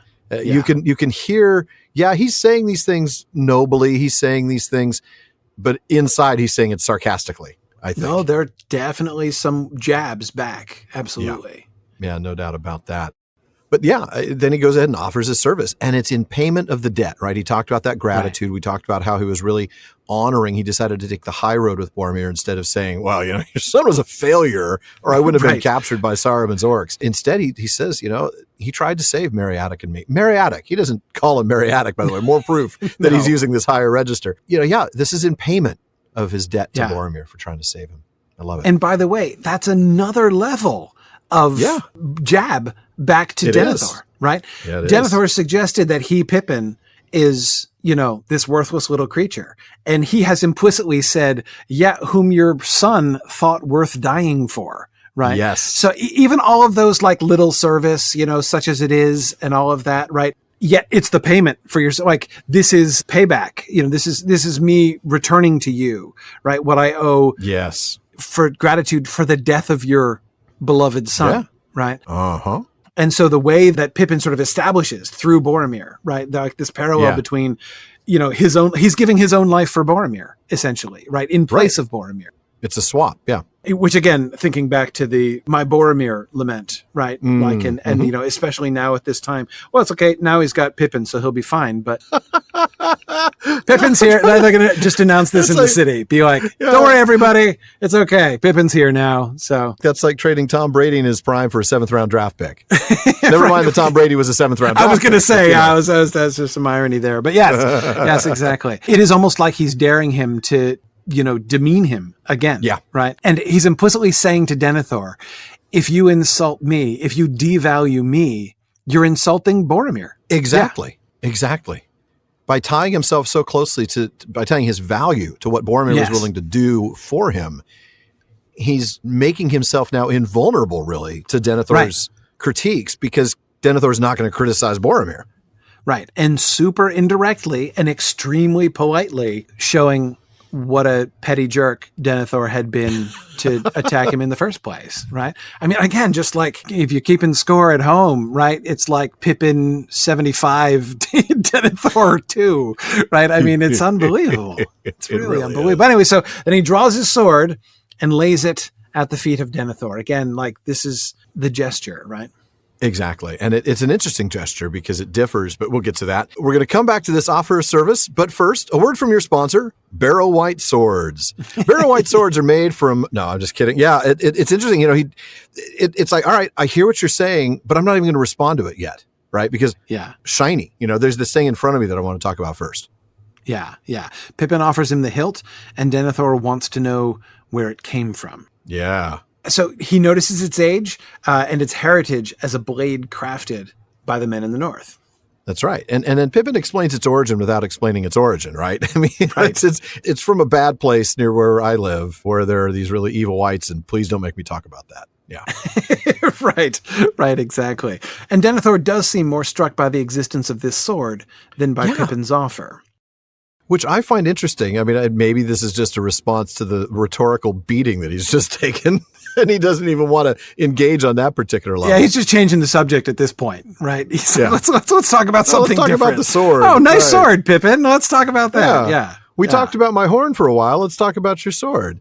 I think he's maybe processing while he's looking at the sword, like he's thinking about what just happened and how do I respond diplomatically. But that's when he accepts Pippin's service. And I think there is a little bit of genuineness there, this whole idea that maybe he understands, rhetorically, you have won this battle. And in doing so, you have shown me that looks belie the man.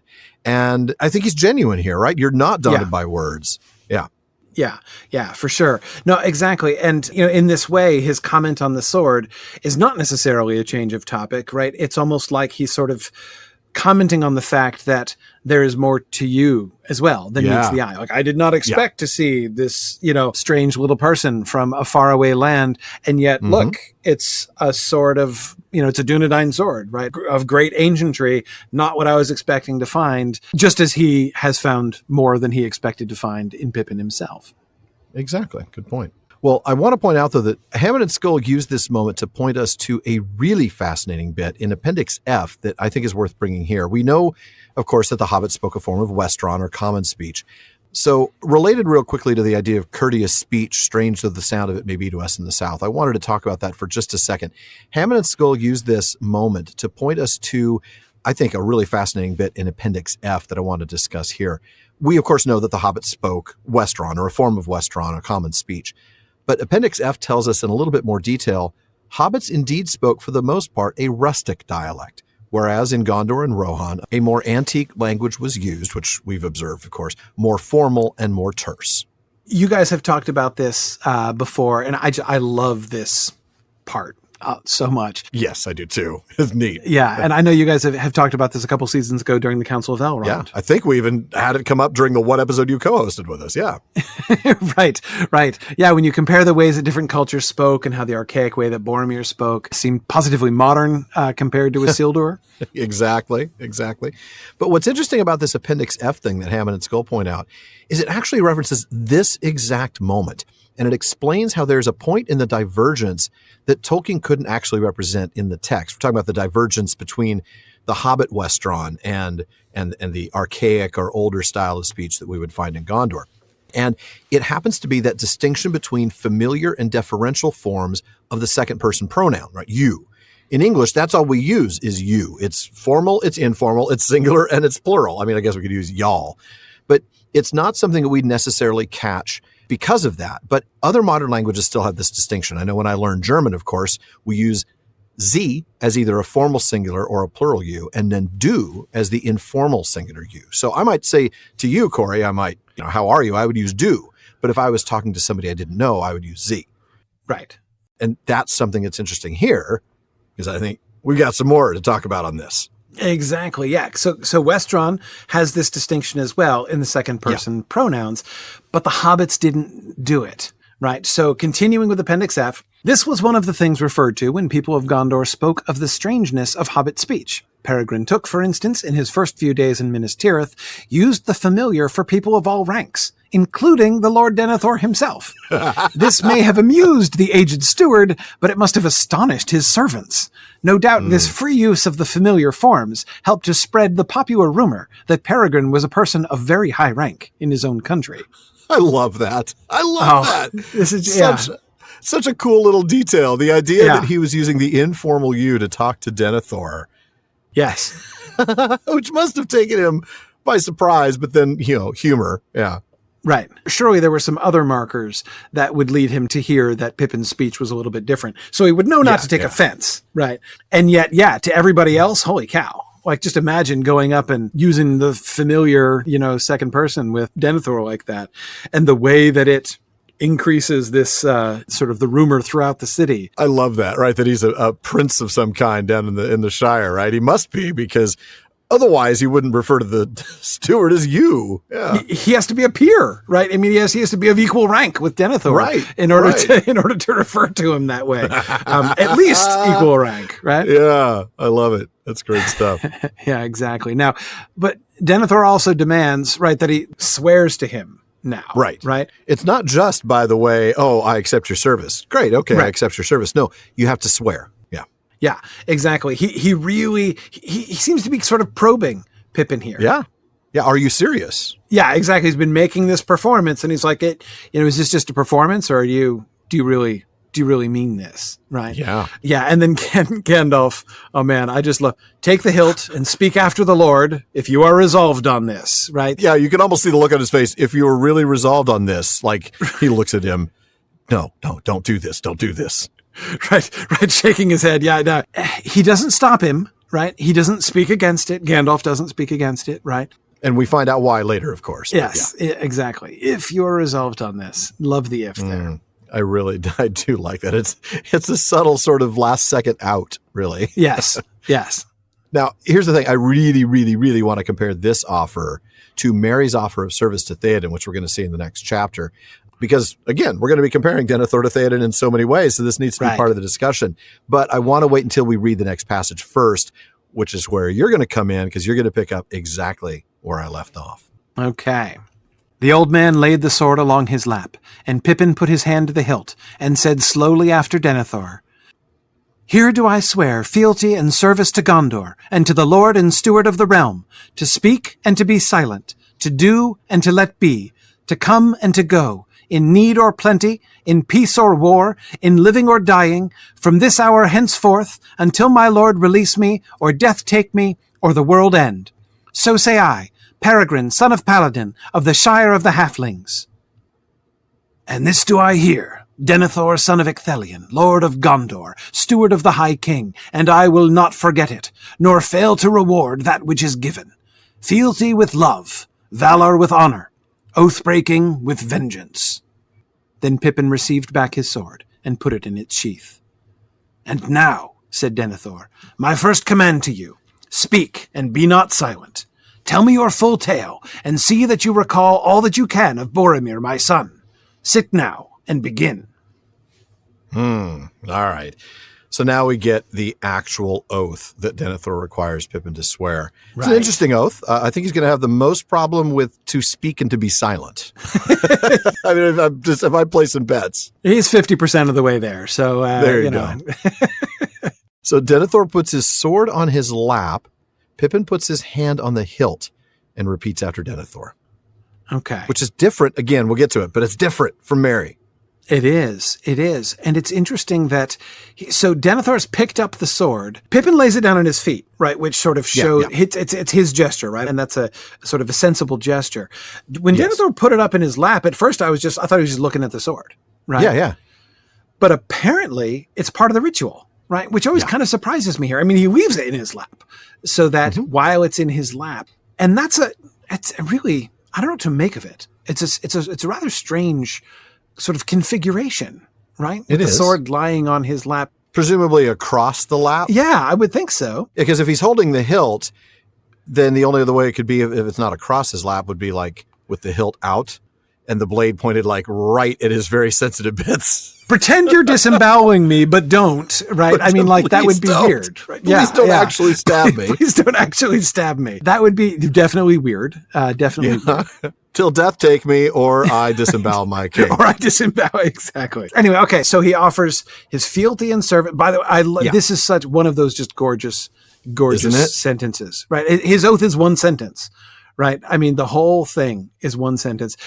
The beautiful parallelism of it right? Mm-hmm. Here do I swear fealty and service to Gondor. Like there have to be two things that he swears, right? Because everything is going to be balanced. Everything is double, right? Fealty and service, speak and be. Yeah. To the Lord and Steward of the realm, to speak and be silent, to do and to let be, to come and to go.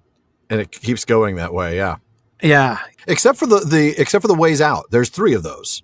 Yes. Until my Lord release me, or death take me, or then there's the whole trump card of the whole thing, which is when the world ends. Or the world end. I love the citation. Do you have to include, by the way, that if the world ends? It's funny because on the one hand, like it would seem like, well, see, this oath is binding until the end of the world. No. It's just anticipating that the world might come before you die. Right. I mean, it's like whichever comes first, right? Exactly. My Lord release me or death take me or the world whichever end. Whichever comes first. Yeah, I'm imagining this now being incorporated into wedding vows until death do us part or the world end.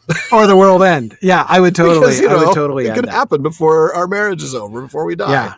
Yeah. Oh my goodness, that's awful. But by the way, the thing that you pointed out, I think is a really critical rhetorical element. So like that is how it's 3 parts there at the end. Yes. That's the signal. Right, that's the signal to tell you it's over. We're at the end. Yeah. Yeah. You know, you like twos, and the 3. And the 3 to, my Lord release me or death take me or the world end. That's how you know the sentence ends. And keep in mind, Tolkien was used to reading medieval manuscripts, which often don't use punctuation. So the way that you convey like sentence structure and paragraph structure in the context of something that is normally just read aloud and usually represented without either line breaks or punctuation is through rhetorical techniques like that. So that's exactly how you indicate like that's the end of the sentence. That's why it feels so right, doesn't it? I mean, that's why there's this really genuine sense of antique, of archaism here. And that makes a great deal of sense. I also thought that we see that same kind of thing, that same old style in the way he gives his full name and the patronymic. Peregrine, son of Paladin, and even where he's from, of the Shire of the Halflings.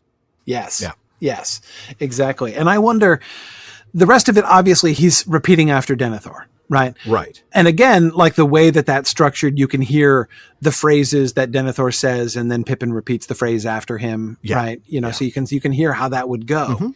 But that last sentence, I'm wondering like that, not necessarily improvised. How would he know how to phrase that? Right. Exactly. So, I mean, I think the prompt from Denethor would probably have been something like, so say I...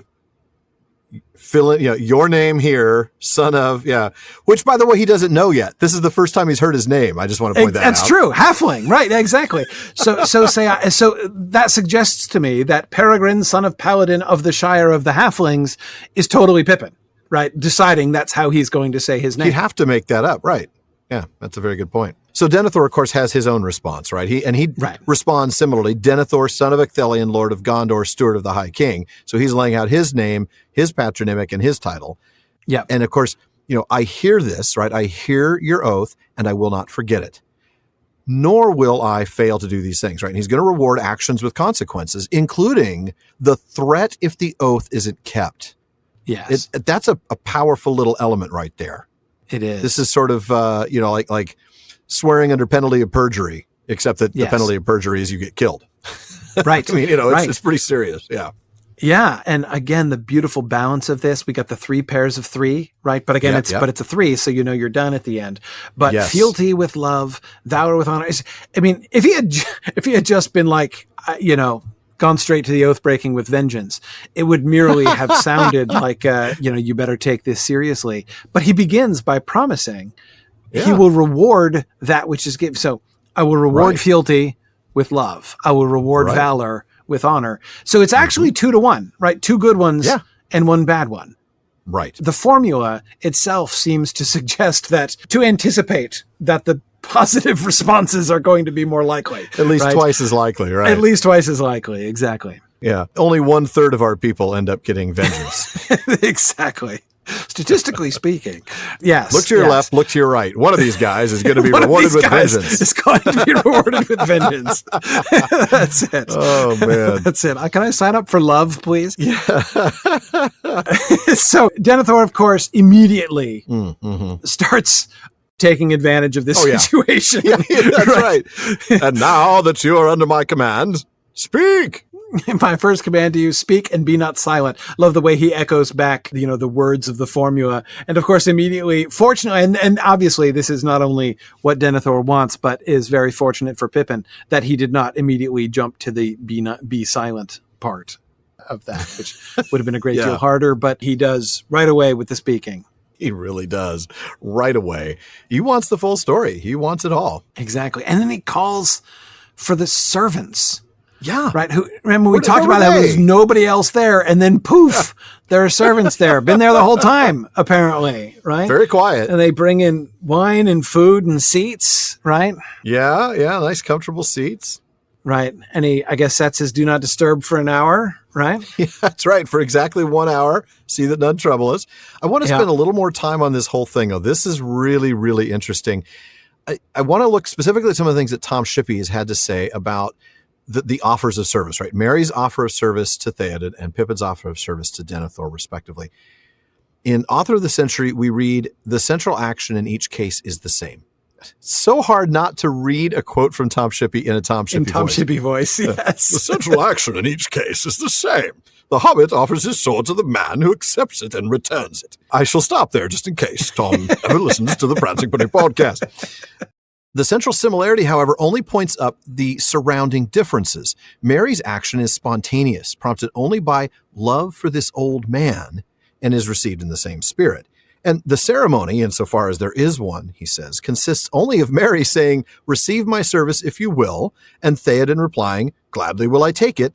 Rise now, Meriadoc, Esquire of Rohan of the household of Meduseld. There is no doubt, Tom says, about the binding quality of what has happened, but it takes few words. Yeah. Shippey goes on, by contrast, Pippin's offer has more complex motives, pride and anger at the scorn and suspicion in Denethor's questioning. His offer is not immediately accepted. Denethor looks at his sword first and seems to be affected by that before he says, I accept your service. Not quite the same words as Theoden's, for the one uses the colloquial take and the other the formal accept. Ooh, another big difference. Yeah, that's a nice little catch because, of course, Theoden's is going to be a little more colloquial, as formal as he is, because he does still speak in that same sort of rhetoric, especially early on when Gandalf first arrives. But Tom, at the end of this, points out that both parties in the Minas Tirith scene then make a formal statement, naming themselves in full and giving both patronymics and titles. Denethor's is not without an element of threat, a promise to reward oath-breaking with vengeance, far removed from Theoden's take your sword and bear it unto good fortune. Right. He's right, you know? Yeah. Little gentle benediction from Theoden, right? Yeah. And folks, I just want to encourage you, if you're not a member of our Patreon community and you get the P5s, we're going to be diving into a very interesting myth lore article talking about Finn and Hengist, which is a Tolkien piece that most of you probably haven't read. We're going to be taking a look at that in the P5 to this episode. So stay tuned if you are part of the fellowship of the podcast. Yeah, Finn and Hengist is my vote for most obscure Tolkien publication. Just about. I mean, yeah. Even I've had a hard time with it. I've bounced off of it a number of times, truly. But the stuff that we'll read about this in the P5 is really well worth it. But good stuff. Yeah. But it's time for Gandalf and Denethor really to square off. We've had the opening salvos, right? And then the long Pippin section. But now it's time for Gandalf and Denethor to kind of settle in here, Alan. So let's... Ladies and gentlemen, it's the main event. In one corner, weighing in at 173 pounds, Gandalf the White. All right. It is all that I have to spare, for there is much else to heed, he said to Gandalf. Much of more import, it may seem, and yet to me less pressing. But maybe we can speak again at the end of the day. And earlier it is to be hoped, said Gandalf, for I have not ridden hither from Isengard 150 leagues with the speed of wind, only to bring you one small warrior, however courteous. Is it not to you that Theoden has fought a great battle, and that Isengard is overthrown, and that I have broken the staff of Saruman? It is much to me. But I know already sufficient of these deeds for my own counsel against the menace of the East. He turned his dark eyes on Gandalf, and now Pippin saw a likeness between the two, and he felt the strain between them almost as if he saw a line of smoldering fire drawn from eye to eye that might suddenly burst into flame. Denethor looked indeed much more like a great wizard than Gandalf did. More kingly, beautiful, and powerful, and older. Yet, by a sense other than sight, Pippin perceived that Gandalf had the greater power and the deeper wisdom, and a majesty that was veiled. And he was older, far older. How much older, he wondered. And then he thought how odd it was that he had never thought about it before. Treebeard had said something about wizards, but even then he had not thought of Gandalf as one of them. What was Gandalf? In what far time and place did he come into the world, and when would he leave it? And then his musings broke off, and he saw that Denethor and Gandalf still looked each other in the eye as if reading the other's mind. But it was Denethor who first withdrew his gaze. "Yea," he said, "for though the stones be lost, they say, still the lords of Gondor have keener sight than lesser men, and many messages come to them. But sit now." Okay now. So just an hour, right? Even Denethor seems to know this isn't enough, right? That's and right. Explains to Gandalf why it's not going to be enough. Sorry, I'm a busy guy. My calendar is full. Once again, though, we get that distinction between things that are more important to Gondor and things that are more important to Denethor. Exactly. Yeah. Yeah. And he suggests that they might talk again. Yeah. Before the day is done. Maybe I'll be able to pencil you in somewhere. I don't know. Talk to my receptionist out there. We'll see what we can do for you. You know, the invisible one. Yeah, exactly. Catch me on Slack, whatever. Yeah. Exactly. Well, not surprisingly, Gandalf is pretty ticked off at this, right? Are you kidding me? I've ridden 450 miles in 3 days, and it's not to bring you one little guy with an old sword, right? No matter how weird his speech is, no matter what he can tell you about your son. Exactly. And here we have finally Gandalf cracks, right? What he was just implying before, he now says flat out. Right? Yes. Don't you want to know anything, right, about the battle Theoden fought at Helm's Deep, right, about the overthrow of Isengard, the breaking of Saruman's staff, right? All of these things. He's he's sort of pointing to all of these things, right? He really is. I mean, he's trying to get enough info out. Like, he's throwing it out there, like, all at once. Yeah. Don't you want to know about this, or this, or that I did this, or that this happened? He's trying to get Denethor to just like stop and be like, well, okay, fine. Tell me about that. Right. He's trying to get Denethor to stop and listen.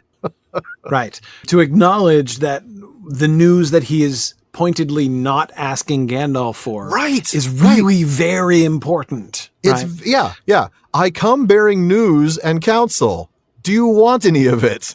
Right. Exactly. Yeah, this is like, I'm so sorry. Could you please take me off your list? Don't call me anymore. This is a spam call. Right. Right. Exactly. But of course, Denethor responds in turn by saying, not that he doesn't care about that news, but that he already knows. Yeah. Right. Yeah, whatever. I've got nothing to learn from you. That's old news. Right. Exactly. And that's when we transition to that, I think, fabulous series of moments here that Pippin observes. We start with visible, I said visible, it really is invisible, but silent conflict, right? And we see it from Pippin's point of view. Mm-hmm. He sees that they're like one another, right? He sees the likeness in them. And I'm thinking back, of course, to what we were already talking about before, about the likeness between Aragorn and Denethor. Exactly. Right? And now he's seeing this likeness between Gandalf and Denethor. And this is even more internal, isn't it? Yeah, right? I mean, exactly. You talked about before about how, maybe he's picking up on some things that are more about Denethor's character that remind him about Aragorn. Now I think this is definitely internal characteristics. Yeah, very much. Though at the same time as he sees the likeness, he feels the strain. I love that line of smoldering fire. It's funny, you were saying like visible, and then you were kind of taking that back, right? And yet it is a visible metaphor that Pippin uses, right? Yeah, you're right. He's breaking out the smolder. Yes. This is not in that same context, though. This is definitely a very different sort of smoldering fire. A very different kind of smoldering glance. Yes, very true. Very intense. Very intense. And this is where we start to get Pippin seeing Denethor as more wizardly than Gandalf. And we see what he means by that. All right. The text goes ahead and tells us a little bit more about Pippin's thoughts. He's older and he's more kingly. He's beautiful, which I don't know that that's a word I ever would have considered to apply to Denethor. No. Yeah, that was not obvious. No, it really isn't. But Then he senses with something other than, how is it phrased here? By a sense other than sight, Pippin perceived. And what does he perceive? That Gandalf has the power, the wisdom, and the majesty. Yeah, exactly. And I love that moment when Pippin gets like distracted. He goes on his own little internal tangent, right? It's beautiful, but then he digresses, right? Right. How much older is Gandalf? I wonder, right? He suddenly finds himself thinking about Gandalf and realizing how much he'd never thought about it before. Right. And then even that triggers the digression, because it's not just how much older. Oh, maybe 100 years, maybe 1,000 years. Oh, I don't know. How weird is it that I never thought about this before? Right. He really does go down that line, isn't it? Yes. Yeah. Well, of course, the answer, by the way, to much older is the beginning of the world older. I just want to exactly. throw that out there, by the way. Functionally infinitely older. Yes, exactly. But even if you only consider their incarnate bodies, Gandalf, appeared over 2,000 years ago, so he still is substantially older in any measure. Wait, now, Denethor. I don't want to hear you talking about substantially older, Corey. We're not allowed to go there. Oh, right. Yeah, of course. Yeah. Sorry. All right. Yeah. So Pippin continues his line of questions in his mind, right? What was Gandalf? I think a lot of people want to know the answer to that question. I mean, we've talked about this many times, and obviously if you've been listening to the show, you already understand that Gandalf is an incarnated Maya. That is, he is one of the Ainur, right? The angelic beings who were themselves the offspring of Iluvatar's thought. They're the ones that helped sing the world into existence before descending down into it. Gandalf is literally older than the earth. He's older than Arda. Right. And if we're talking about his Maya nature, he came into the world at the very beginning and won't leave until the very end. But if we're talking about his incarnated nature, he arrived around Third Age 1000 and will leave after Sauron's defeat, since his whole point in coming or being sent was to rally the free peoples to defeat Sauron. I guess your job's done. You can retire back to Valinor, right? Exactly. That's the whole idea. But then we finally break from Pippin's little sidetrack in his mind, which I love. I mean, that series of moments is fantastic. That's when he sees Denethor concede the staring contest. Right. I give up. I finally look away. And Denethor here, still responding to Gandalf's earlier news about Theoden and Saruman, mentions that the stones be lost, they say. Before implying that he's somehow obtaining special knowledge because of his keener sight. Right? Wink, wink, nudge, nudge. Yeah. The stones be lost, they say. It sounds very piratey. I lost the stones at the bottom of the ocean. The Caribbean took the stones, and they're more like little rocks anyway. I love that, though, that, he's still, I don't want to admit that I'm using a stone. I'm just a really cool guy. Right. I'm much cooler than lesser men, and many messages come to me. Yeah, I guess this is like how to say you're looking into the palantír without saying you're looking into the palantír, right? Tell me you have a palantír without saying you have a palantír. Yeah. Now, this part of the story, of course, is also discussed in Unfinished Tales. In the section, not surprisingly, on the palantíri, there we read that Gandalf was very concerned about the stones for a number of reasons, including, quote, the wide knowledge of events far away possessed by Denethor and his appearance of premature old age. Again, shush. First observable when he was not much above 60 years old, although he belonged to a race and family that still normally had longer lives than other men. Undoubtedly, Gandalf's haste to reach Minas Tirith, in addition to the urgency of the time and the imminence of war, was quickened by his sudden fear that Denethor also had made use of a palantír, the Honor Stone, and his desire to judge what effect this had had on him, whether in the crucial test of desperate war it would not prove that he, like Saruman, was no longer to be trusted and might surrender to Mordor. Gandalf's dealings with Denethor on arrival in Minas Tirith and in the following days, and all things that they are reported to have said to one another, must be viewed in the light of this doubt in Gandalf's mind. Whoa! Yeah. Well, we're qualifying a whole lot of things now. Exactly. And that's pretty serious, right? All the things that they said to one another must be viewed in light of Gandalf's doubt. Yeah. Yeah. So Denethor might be cheating by using the stone, but he's not an idiot, right? In fact, A footnote to the passage we just read says Denethor was evidently aware of Gandalf's guesses and suspicions, and at once both angered and sardonically amused by them. Note his words to Gandalf at their meeting in Minas Tirith. I know already sufficient of these deeds for my own counsel against the menace of the East, and especially his mocking words that followed. Yea, for though the stones be lost, they say, still the lords of Gondor have keener sight than lesser men, and many messages come to them.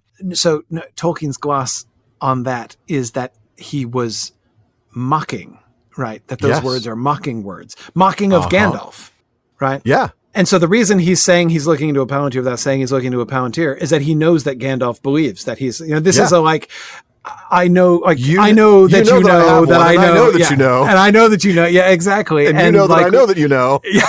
And now you know that I know that you know, right? Yeah, exactly. Right, exactly. Exactly. Yeah. For though the stones be lost, they say, still. Yeah, very much so. And it's also kind of amusing to pause for a second and think exactly how far over Pippin's head all of the different levels of this particular exchange are. Right. Every bit of it, yeah. Yeah. Not catching on to any of the nuances, I think, in this particular conversation. But anyway, okay. So Tolkien then goes on to say, quite apart from the palantíri, Denethor was a man of great mental powers and a quick reader of thoughts behind faces and words, but he may well have actually seen in the Honor Stone visions of events in Rohan and Isengard. So indeed, he might have known. Wow. Yeah, so we have, so Tolkien confirms that he's not just bluffing here. He could actually have seen these things. But again, that other element is interesting too. He's a quick reader of thoughts behind faces and words. Of course he is. Even if he didn't. In fact, that's always the thing that struck me about that passage. Him saying he may also have actually seen visions of the events in Rohan. I was like, wait, are you saying he might not have? Right. I mean, I thought that was a given, right? Yeah, I know. I would have. So I guess there's a potential scenario in which he didn't actually see it, but based on what he has seen at other times, presumably, and what he can read in the thoughts and face of, in the thoughts behind the face and words of Gandalf, he can put together everything that he needs to know. Yeah. Yeah. Even if he didn't actually see those events in the Honor Stone, even if he used the stone for other things, right, he would have been able to come to those conclusions based on all the other things that he did see. Yes, exactly. Yea, for though the mail be lost, they say, still the barkeep of the pony has keener sight than lesser men, and many messages come to him. So, what messages from Barlaam do we have tonight, Corey? All right, well, we have this one from Nathan McKenna. While recently enjoying your discussion in last season about the Palantir, I got to thinking about how the three mentioned in The Lord of the Rings can truly interact.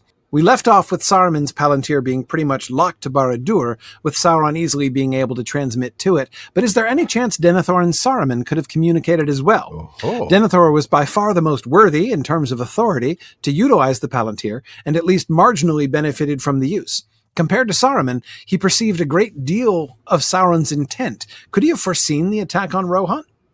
That is a really good question, Nathan. And there is some really great discussion of Denethor's use of the Honor Stone in Unfinished Tales, the section we were reading earlier on the Palantíri. And I want to start with one of the bits that's later in that section that addresses Denethor's particular authority to use the stone. You mentioned that he's by far the most worthy in terms of authority, and you're absolutely right. That passage reads, in the case of Denethor, the steward was strengthened even against Sauron himself by the fact that the stones were far more amenable to legitimate users, most of all to true heirs of Elendil, as Aragorn, but also to one with inherited authority, as Denethor, as compared to Saruman or Sauron. And then later in the passage, and in the second place, the Honor Stone was his by right, and nothing but expediency was against his use of it in his grave anxieties. He must have guessed that the Ithil Stone was in evil hands and risked contact with it, trusting his strength. And then I got to tell you, Corey, this next line actually kind of blows me away. His trust was not entirely unjustified. Sauron failed to dominate him and could only influence him by deceits. I love that passage in Unfinished Tales. Yes. It really speaks so highly to what the stones, like the stones themselves, really don't unlock their full potential for anybody but those who have the right to use them. It's fascinating. And the passage you just emphasized, right? About how, you wouldn't expect Tolkien to follow up, he trusted in his own strength, right? Right. Denethor. Denethor trusting in his own strength, which normally that's like a bad thing, right? Like, usually you're setting yourself up for a fall, but Tolkien kind of conceding his trust was not entirely unjustified. That's right. Yeah. And in fact, he goes on to point out Sauron couldn't do to him what he did to Saruman and could only trick him into falling into despair, which of course he does, but only by deceiving him, right? He's as we talked about before, the palantíri show things that are, but they don't show context necessarily. They don't show everything. And obviously that's how he falls into despair. But we'll get to that obviously when the time is right. I thought that the most interesting bit related to Nathan's question, though, comes right at the end of that section. And this literally answers his question about whether this happened. Tolkien writes, whether Denethor ever thus made contact with the Orthanc Stone and Saruman is not told. Probably he did, and did so with profit to himself. Sauron could not break in on these conferences. Only the surveyor using the Master Stone of Osgiliath could eavesdrop. End quote. So, yes, Nathan, Denethor probably communicated with Saruman at some point. I actually don't think, though, that he foresaw or could have foreseen the attack on Rohan, because I don't think Saruman would have let him in on that. No, exactly. I mean, I think that's the thing to keep in mind here is that when he's assuming he did communicate with Saruman, he's still communicating with Saruman, who's really good at snowing people, right? I mean, Saruman would still be able to use his voice, in any conversation that they had, and, in the power of his own will. Now, Denethor's will is very strong, and I don't know if there was any smoldering line of fire between Saruman and Denethor, right? A long distance, right, over the palantíri. But still, I mean, I don't think that it means, just because they could communicate, doesn't mean that Saruman is going to be forthcoming. Why would he be? No, of course not. Yeah. And it certainly doesn't mean that Saruman is not going to at least attempt to deceive, manipulate, whatever, Denethor. Oh, yeah. Now, he's strong enough. Again, there's that little reference, right, that he would have done so with profit to himself, right? That is to Denethor. Denethor would have benefited, not Saruman. Right. He would have benefited. And yet, does that mean that he could have, compelled Saruman to reveal his plans or whatever? No, I don't think. No. This is before Saruman's staff is broken, right? So, Saruman still had plenty of power. Exactly. It's not going to be as easy as that for sure. No, I don't think so. I agree. Yeah. Okay, we probably don't have time for another one. We never do, but let's do one anyway. 3 episodes and 3 times where we've absolutely done at the time, but we're going to do one. I've given up even asking if we actually have time. I'm just assuming we don't. But hey, that's not going to stop us. We'll do it anyway. Now, yeah. That's right. Well, Nathaniel G. writes in, and he first points out the fact that there are a number of characters in the story, Frodo, Aragorn, Éomer, and Éowyn, that are orphans. Then he points out, interestingly, that there are several others that have lost only their mothers. And then he asks, is it significant that Elrond, Theoden, and Denethor have all lost their wives? Is Tolkien drawing on some implicit mythological tradition, or did he invent this? One way or another, Nathaniel argues, it can't be a coincidence. Well, what say you, Corey? You understand more of the mythological tradition. Maybe this harkens back to some medieval literature. I don't know. What do you think? That was one of the things I was thinking was medieval connections. And of course, one answer to this, which seems like a really simplistic answer to this, but back then, dead wives and mothers are super common. In childbirth alone. Yeah, right. Exactly. Yeah. So, I mean, I remember having some students, when we were in medieval lit classes and stuff, making cracks about some nobleman who was on his 4th wife, right? And it's that doesn't mean he's Henry VIII, right? It just could very well mean, I mean, it might be, but it could also just mean he's been super unlucky. I mean, there were, times and places when death in childbirth was something like 1 in 3 times. Oh my goodness. It's really That's likely. A roll of the dice. That is terrifying. Absolutely. And by the way, this is another thing a lot of people don't understand when they're all of those, delightful, lighthearted debates when the medieval men in love poems are trying to get women in the sack, right? And there's an edge to that of yeah, there is. Let's think twice about it. It's not just about what will the family say? It's not just about this is a sin and I could be in trouble with God. This is taking my life into my hands here. It's serious business. I've long thought that from a personal standpoint, it's one of the things that modern readers are most out of touch with is just trying to imagine a world in which so many mothers and so many babies die routinely. I mean, almost no family would have had children, all of whom lived to adulthood. I mean, it's just as post 20th century people, it's very, very difficult for us to imagine a world in which that's true. So to some extent, I think that some of this is a part. Now, obviously, you know, Elrond's wife didn't die in childbed or whatever. I'm not trying to say that, but I am saying that there is a sense in which it is very sort of normal for the world that Tolkien is sort of writing back into within the context of the medieval world. Very common for there to be dead wives and mothers, missing wives and mothers.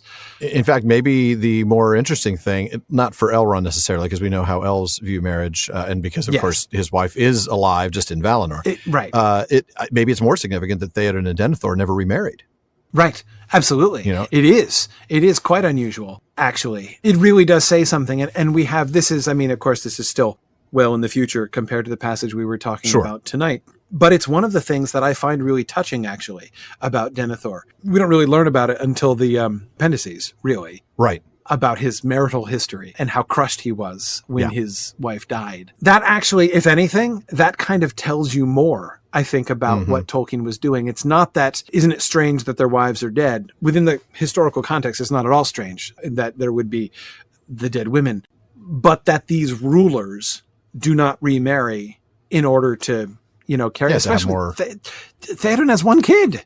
Right. He doesn't even have a spare. Theoden is it. Yeah, he doesn't even have a spare. So it would have been the expected thing for him to remarry, and yet he doesn't do that. So in some ways, I agree with you. I think that it tells us even more than the fact that they're missing. It really does say something about their marriages and the significance of that within the culture of these stories. Man, I agree.